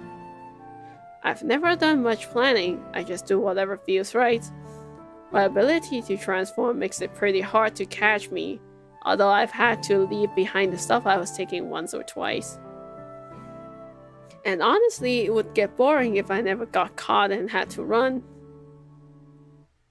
My good moods last me all the way home, and then disappears completely when I see who is waiting for me. The woman in white. Uh-oh. She stands just outside my den, looking like she doesn't care at all about the cold or the mud. In fact, her perfect clothes don't seem to get dirty at all. With her back turned to me, she's staring up at the moon, but she faces me as I approach. She had that same calm presence as when I first saw her, but I can see a mournful look in her eyes, which have gone back to brown instead of furious blue. My heart quickens, almost suffocating me, as she watches me intently. I know how quickly calm can turn into anger. I should run, but I can't look away. How did you find me here? Before I even got back?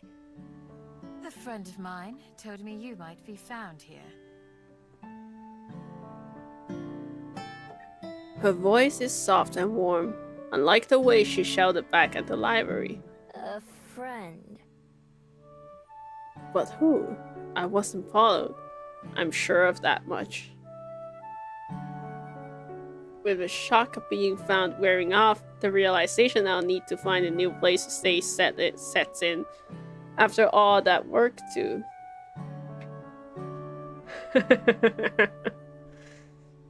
Yeah, like, Miho, I think your hiding place is not really that secure after all. I apologize for showing up uninvited.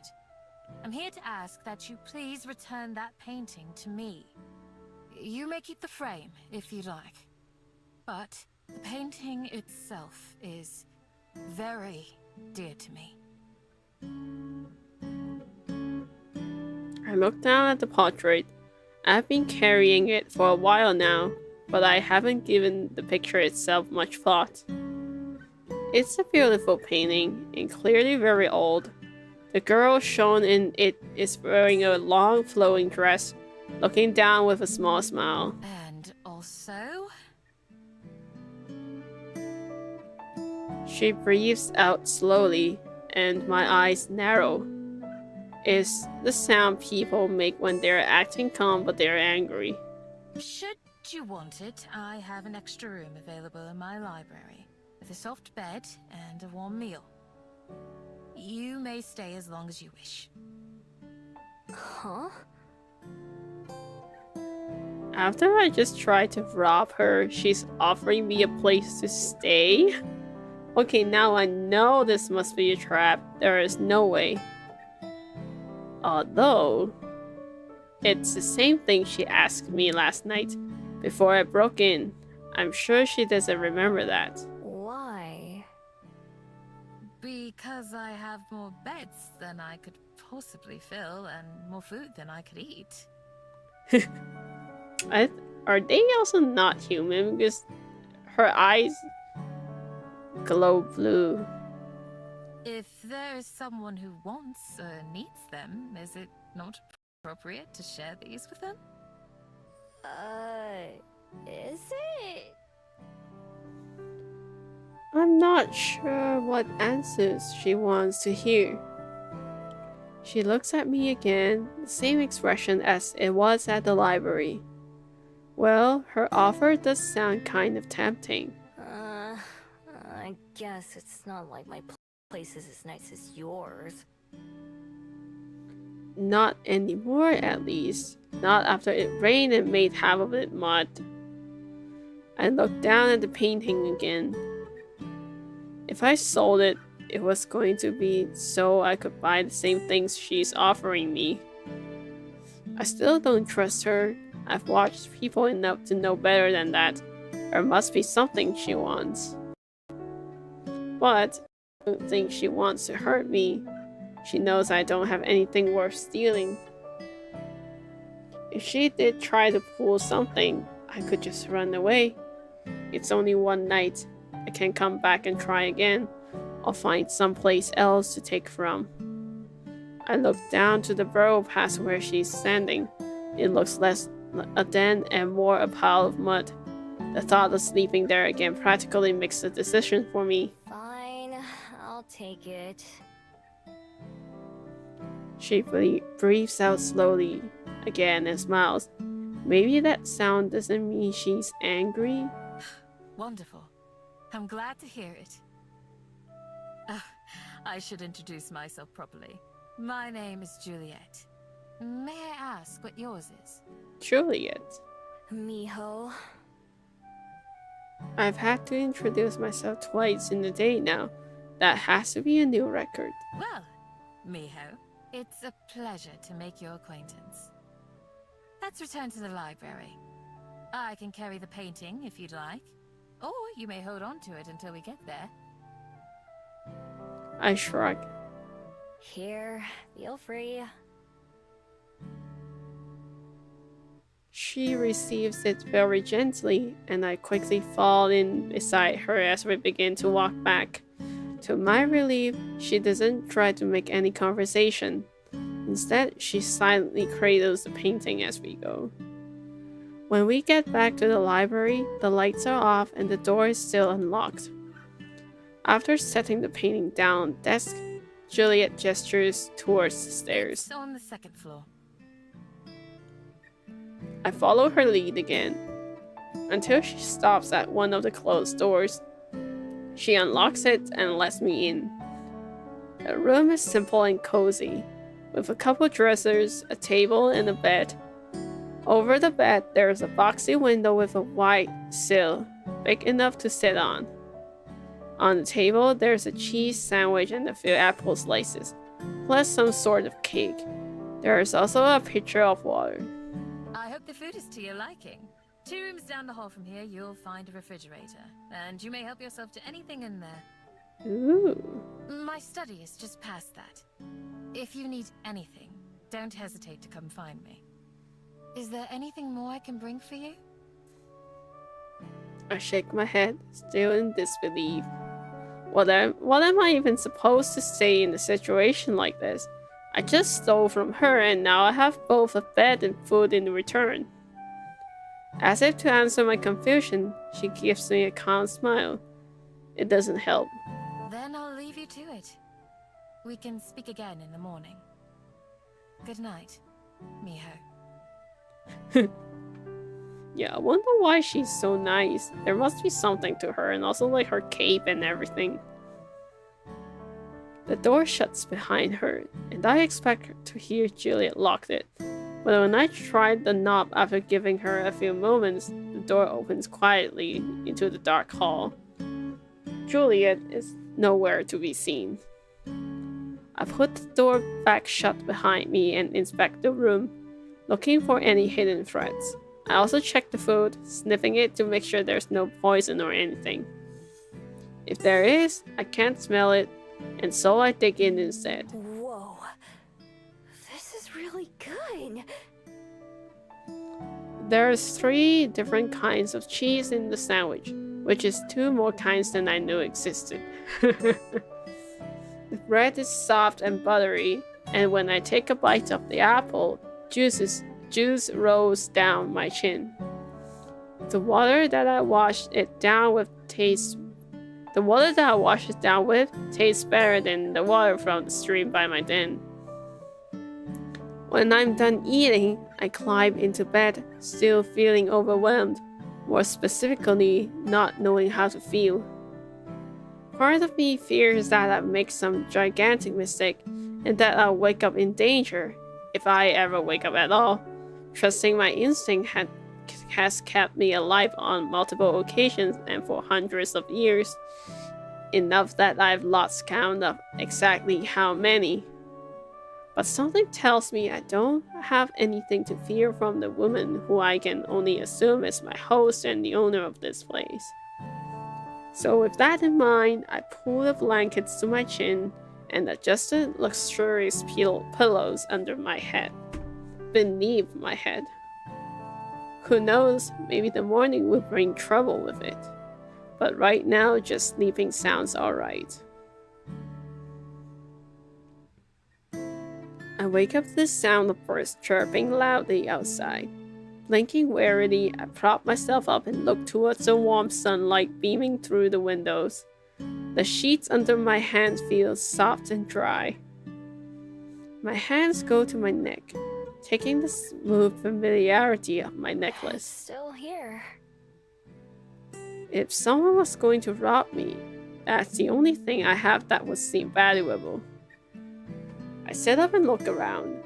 It doesn't look like anyone came in while I was asleep. Maybe I'm really safe here. I wonder if Juliet's friend was the scent I noticed outside my den on the first morning. I don't know how else she could have found me, or how they did it without waking me up.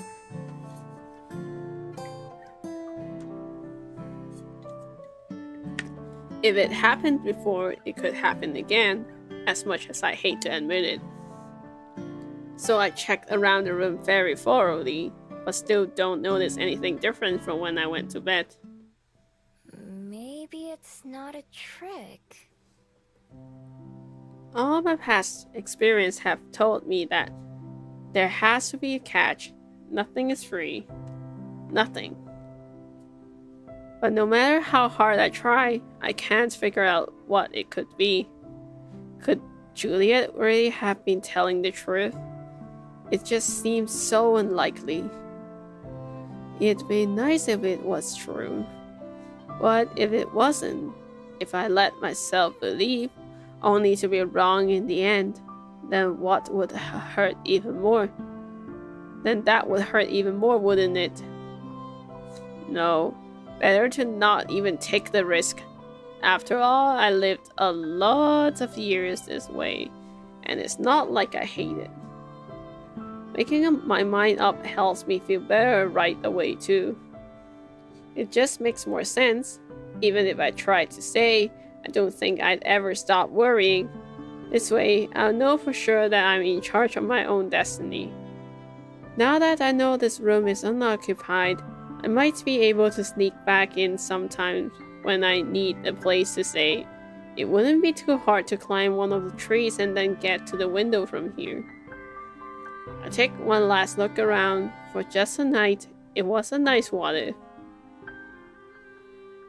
Then I head downstairs and out the door without speaking a word to anyone. It's another nice day, the same as when I first arrived in Wellington. Warm sun and blue skies with just a hint of clouds. For a while, I meander around town, eating the last of my pastries from the convenience store hall for breakfast. Today feels like another restart. I have no den, no supplies, no anything. It's less exciting now than it was when I first arrived. I don't have a destination in mind, but eventually end up at the waterfront. There is an airship over the bay, descending closer towards the skyport. A couple kids down on the beach wave up at it, seeming excited. The people arriving on that ship all have somewhere that they're planning to go when they get off, huh? all got people waiting to see them. What have I got? Some trash and an old scroll? So far, Wellington's given me nothing but questions. That never bothered me before in any of the other cities I've been to. So why now? Guess that's another question for the pile. I push myself off the railing and head back into town. I go through the motions of scouting for somewhere to rebuild my den, but my heart really isn't in it. After wandering for a while, I end up at the Bell House yet again. It's just a place I go when I have nowhere else to go. There are more customers than usual, so there are 2 people working behind the counter. It only takes a brief glance to notice that one of them is Aspen. Aspen. I wonder if she'll think I'd like a fairy kiss chiller again. Or maybe I'll make a different sort of first impression today. The line moves pretty quickly. It helps that Aspen doesn't spill anything this time. When it's my turn to order, I step up to the counter with a fake smile. Oh, hello! What can I make for you today? I'll have a fairy kiss chiller, please. Certainly. Good choice. I reach for my wallet to pay, but she stops me. Oh, don't worry about that. It's on the house today. Great! Ooh, free drink. What does that mean? It means that you don't have to pay for it. As an apology for yesterday. Yesterday? Why does that sound so strange? I nearly missed her talking, my mind having tripped over the word. Oh, she remembered. She reaches for a cup, the pen already in her hand. And that's for Miho, right? For Miho? My name. She remembers my name. My heart begins to race wildly, my body reacting just as strongly as my mind. Aspen frowns, clearly noticing that something's off. My head's in too much of a daze to deal with it, though. It is Miho, right? She checks the notebook on the counter, brow furrowing deeply as her finger slowly moves down the page and taps on one of the lines. What do I say? How do I explain? That for the first time in my life, for the first time in hundreds of years, somebody's remembered my name. Yeah, run! Oh no, Miho, you're not safe anymore. It's not supposed to be like this. I'm supposed to be forgotten. Every time, without fail. It's my armor. It's my life. I take a step backwards. I have to run. I have to get out of here. I have to get away, yeah. But where to? I've just been running. Running. And I don't have anywhere else to run to. But I don't have any other choice. Without a plan or destination, I turn on my heel and bolt outside, not daring to look back. Oh, everything is wrong. I have to go. Miho! She calls my name again as I disappear into the streets. It's not the first time I've heard that as I fled. But never like this. Never with such a confused, worried tone. Feeling sick to my stomach, I push myself to run even faster. Maybe I should just leave this whole city, get on the next airship out of here and act like it never happened. Oh, Miho doesn't know anything about, human relationship. Oh, I could go somewhere else, back to China or America or anywhere, and start over again. Within days, it'd be like I never even came to Wellington. My life would go back to normal, and eventually I'm sure Aspen and Juliet would forget me, just like they're supposed to. Nothing would be different. Except that's not quite true. I wouldn't forget what happened here, even if everyone else did. No matter what, I'm sure I won't ever be able to get these past few days out of my mind. When I get to Mount Victoria, I finally stop running. Not because this place is special or because I wanted to come here, but because I don't know where else I'd go.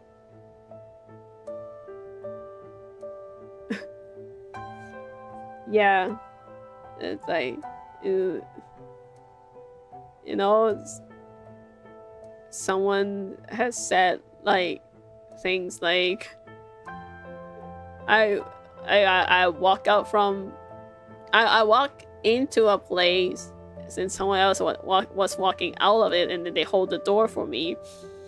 So I'm like, oh, thank you. And then they're like, oh, enjoy your stay inside. And I say, yeah, you too. But they're walking out of the door. So they already finished whatever they wanted to do in there. I'm like, oh, man, that was awkward. I guess I need to erase that memory or whatever.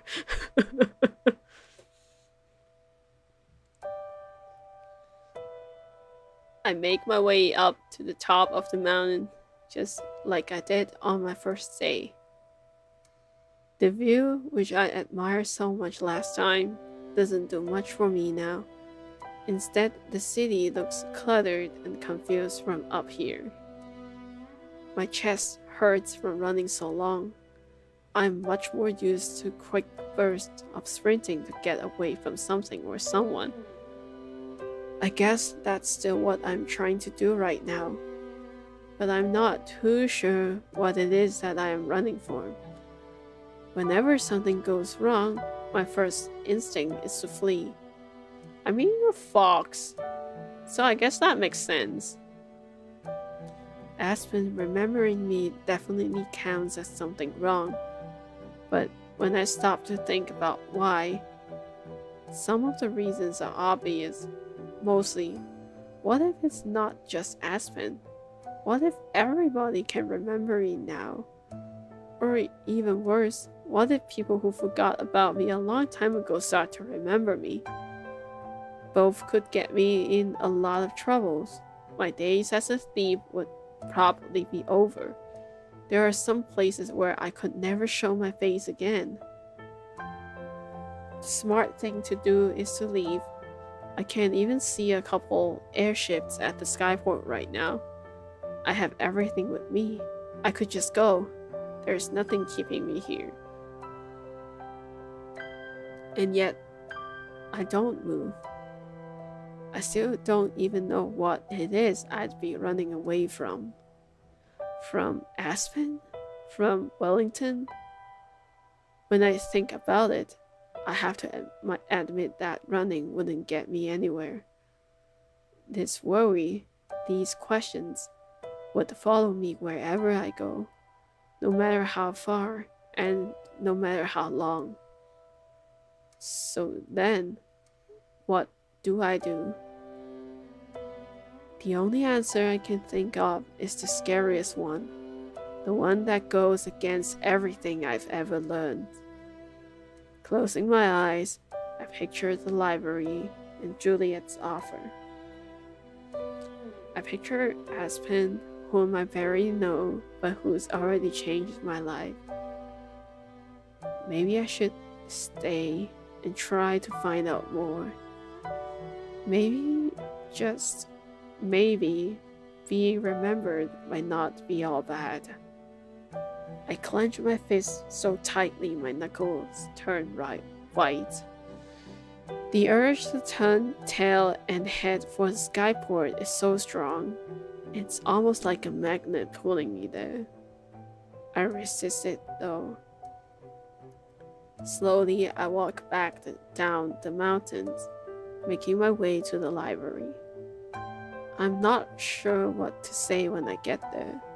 explain everything to Juliet and hope she'll let me stay in that room again. I don't even need the room. I could rebuild my den and hide out there. Maybe in a new spot, one that Juliet doesn't know about. Not having to worry about the weather or other animals would be nice though.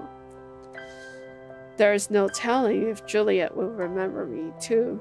If not, it might be easier to pretend this is my first time visiting and just ask if there's anywhere I could stay. Even though I'm not moving very fast, I still don't feel ready for this conversation by the time I reach the library's entrance. It's only been an hour or so since I left the Bell House, so it's not late enough for the library to be closed. The usual stream of people flows in and out the doors. Okay, I can do this. I stand off to the side of the entrance, preparing myself as people pass to and fro. My heart is racing the same way it does during a tense break-in, maybe even harder. My tail twitches back and forth. Usually I don't notice, but right now I'm super aware of everything about myself. Fighting off my instincts, I open the door and let myself inside. I'd been expecting to have to look for Juliet, but instead she's right by the entrance. What surprises me most, however, is the woman leaning against the large desk beside her, Aspen, who is now engaged in conversation with a look of deep concern on her face.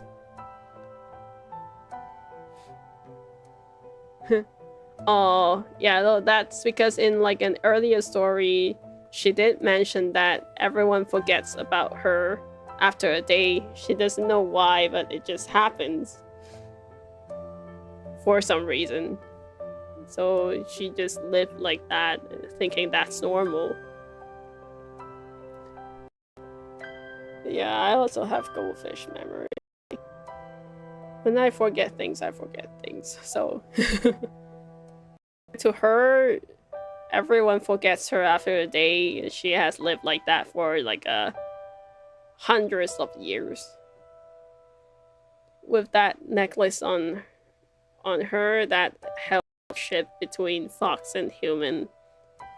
I think that's a necklace that does that. Like story didn't mention it super clearly, but I think so. I think it's the necklace that gives her the ability to shift into human form. But yeah,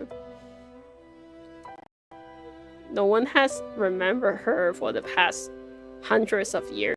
That's why she panicked so much when someone actually remembers her. I wasn't there when I checked the bedroom. I wish she would have spoken to me first, at least. Now they are worried. I barely catch the end of Juliet's sentence. She noticed me only moments after I spot her, and for a second her mouth forms a perfect O of surprise. Juliet? What are you... Aspen turns to follow Juliet's gaze, her eyes opening wide at the sight of me. Miho! My brain goes blank, rehearsed lines flying out of my head. Hey there. I slink over to where they're standing, hands in my pocket, unsure of what I should say first. It's nice to see you again, Miho. I was hoping that you'd return. Me too. That was pretty sudden. I worked extra hard on that drink for you, you know. I freeze up, looking for the words. Aspen's expression softens in concern. Miho? Alright, the drink. I'm sorry. Well, I ended up drinking it myself, so I suppose I can't complain too much. She laughs, but can't stop myself from blurting out my next words. You seem different. I'm sorry? Like, less polite? Well, I'm not at work anymore, am I? What am I saying? What was I planning on saying again? Will you be staying for a while, Miho? If so, we can continue this conversation in the dining room. It's a bit more private there. Juliet takes charge of the conversation effortlessly, and I accidentally sigh in relief. Yeah, sure. That sounds great. I'm not gonna run away again. I'm glad to hear that. Right this way, then. Juliet leads the way down the hall and into one of the locked rooms. We enter a cozy little room with a table and a few chairs, as well as a fridge. The three of us sit down, although I move my chair so I'm not so close to the others. Can I get you anything to eat or drink, Miho? I shake my head. I'm hungry, but I'm way too nervous to eat. Juliet smiles in response to my answer. It came just a little too quickly to sound natural. By the way, both she and Aspen are looking at me. I can tell they're expecting me to say something first. None of the words that I planned are coming back to me. What do people even say in a situation like this? The temptation to run away is overwhelming. The door is just a few feet behind me. My knuckles widen as I tightly clench my fists in my lap, pushing myself to resist the urge.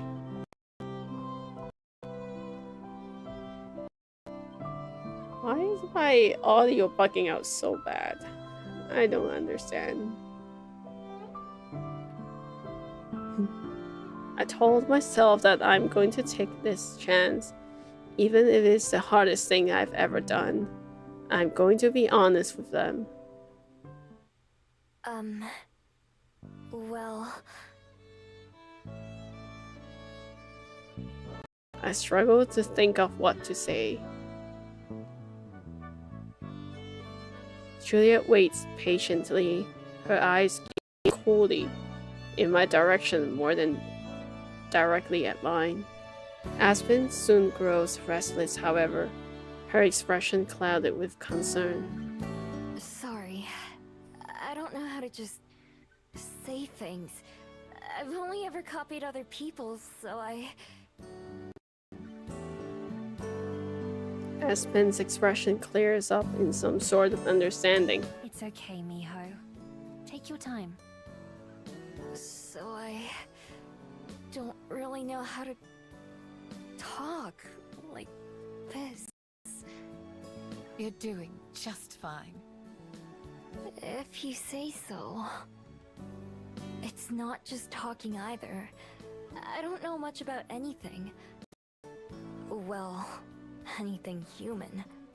All I really know about is being a fox. And all we foxes care about is how to survive. It might be hard to believe, but I'm not a normal fox either. There's something kinda special about me. Kinda different. I finger the beads around my neck. Their constant warmth and presence is reassuring. I avoid looking at either Aspen or Juliet's face. What else?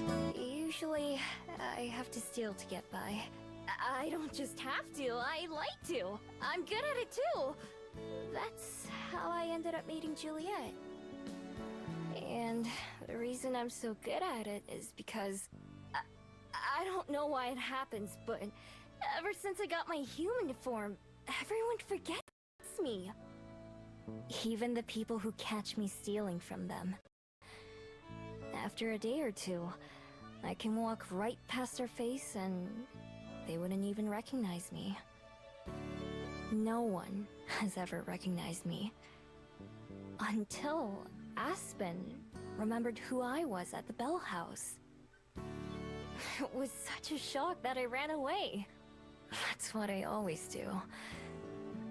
I was thinking about leaving Wellington forever, even though I just arrived a couple days ago. I'm still kind of tempted. But instead, I came back here. And that's it.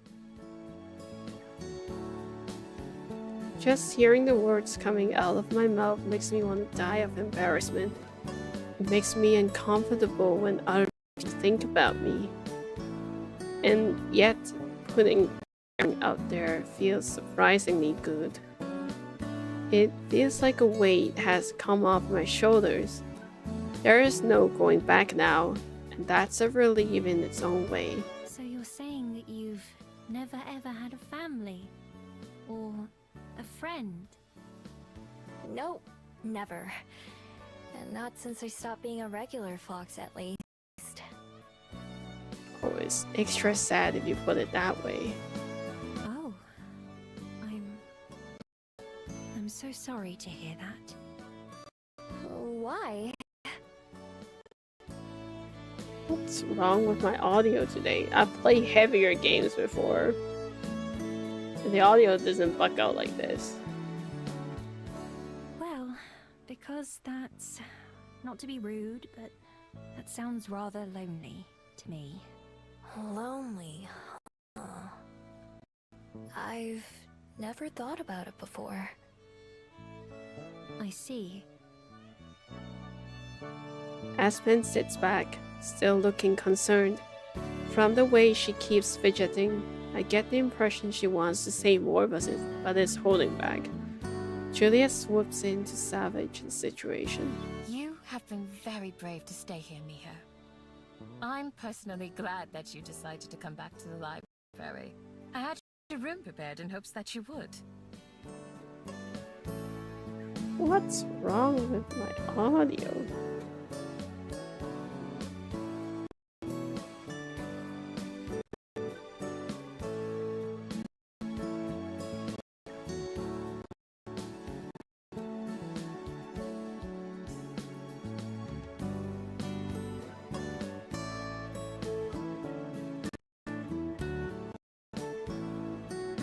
I'm gone.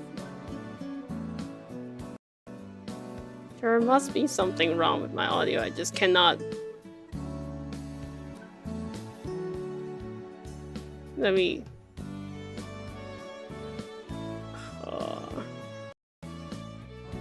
This is so annoying.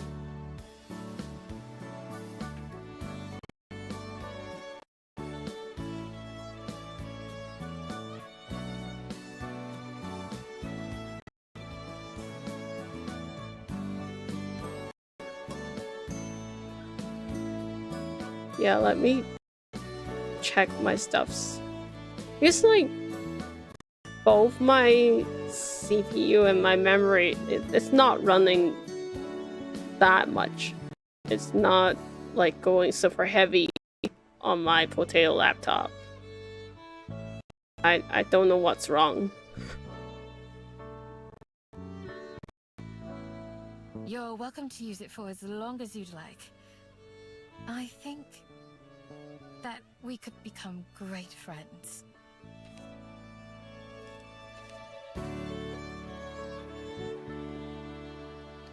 Let me save and try to restart,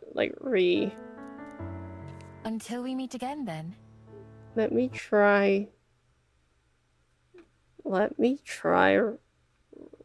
restarting it. See if that helps. If it's just like a little bit of jittering, I'm fine. But that's too much. And my potato computer is not that potato. It cannot fool me.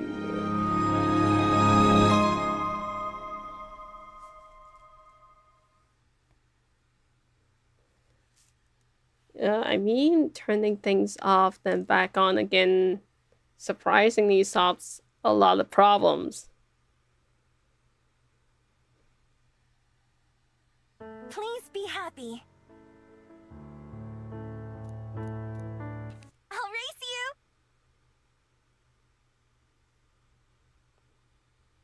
home.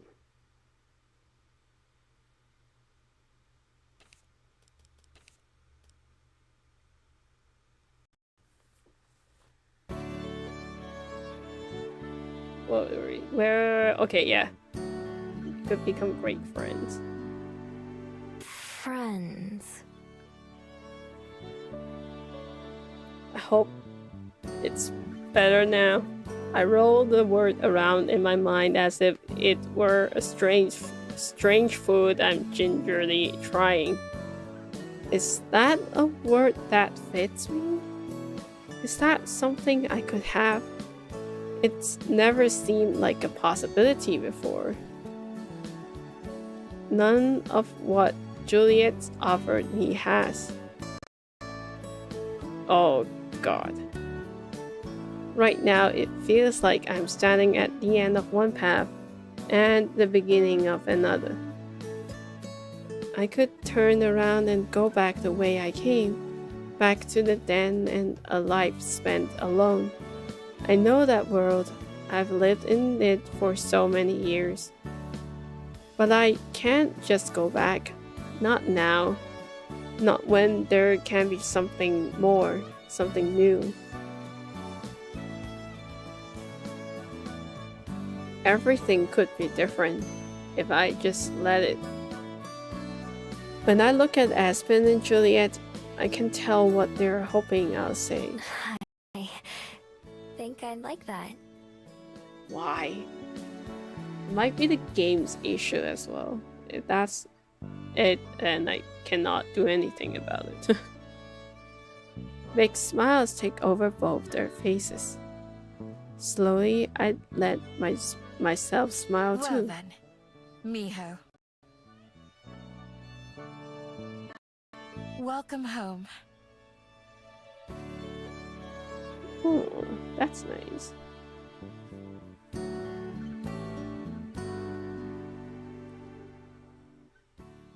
That's one chapter about how Miho decide to stay. Do I want to go for another chapter? Maybe I'll save it for tomorrow because my computer is going crazy for some reason, or maybe it's the game. Maybe I'll troubleshoot it a little bit because I'll be streaming this again tomorrow unless something goes wrong. I hope not. It's like a shorter-ish stream for now, for today, but yeah, I'm happy. I get to see, like, finish the chapter 1 thing. Oh, yeah, go for your work. Work is important. Yeah, they're so cute. I wonder what turns out of them. So these are the 2 routes that I know from, like, checking the guide. There is the route with Aspen, and there's another route with Juliet. For now, I'm thinking of going down the Aspen route first. That's the first route because I'm thinking. Yeah, that sounds good. So yeah, work so you don't have to make yourself a den on the mountain, and also so you don't have to steal and hope that people forget your face. That sounds like a good idea. Yeah. It's a kind of like a shorter stream today, but it has been fun. And I hope I figure out what's wrong with the audio and I'll come back tomorrow, same time, with a better experience. I hope I can get through more chapters tomorrow. But the story is too good. I almost want to read it silently because it's so good. They're so cute. But yeah, I might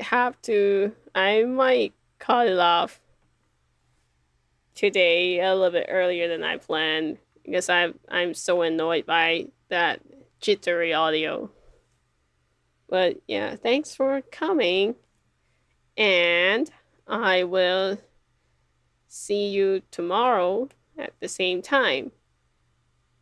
I hope you have a nice rest of your day and like a good weekend ahead. So yeah, I'll see you tomorrow and hope my voice just stopped being so cracky. I don't know what happened to my voice today either. Yeah, I will. Thank you. So yeah, see you tomorrow. Bye.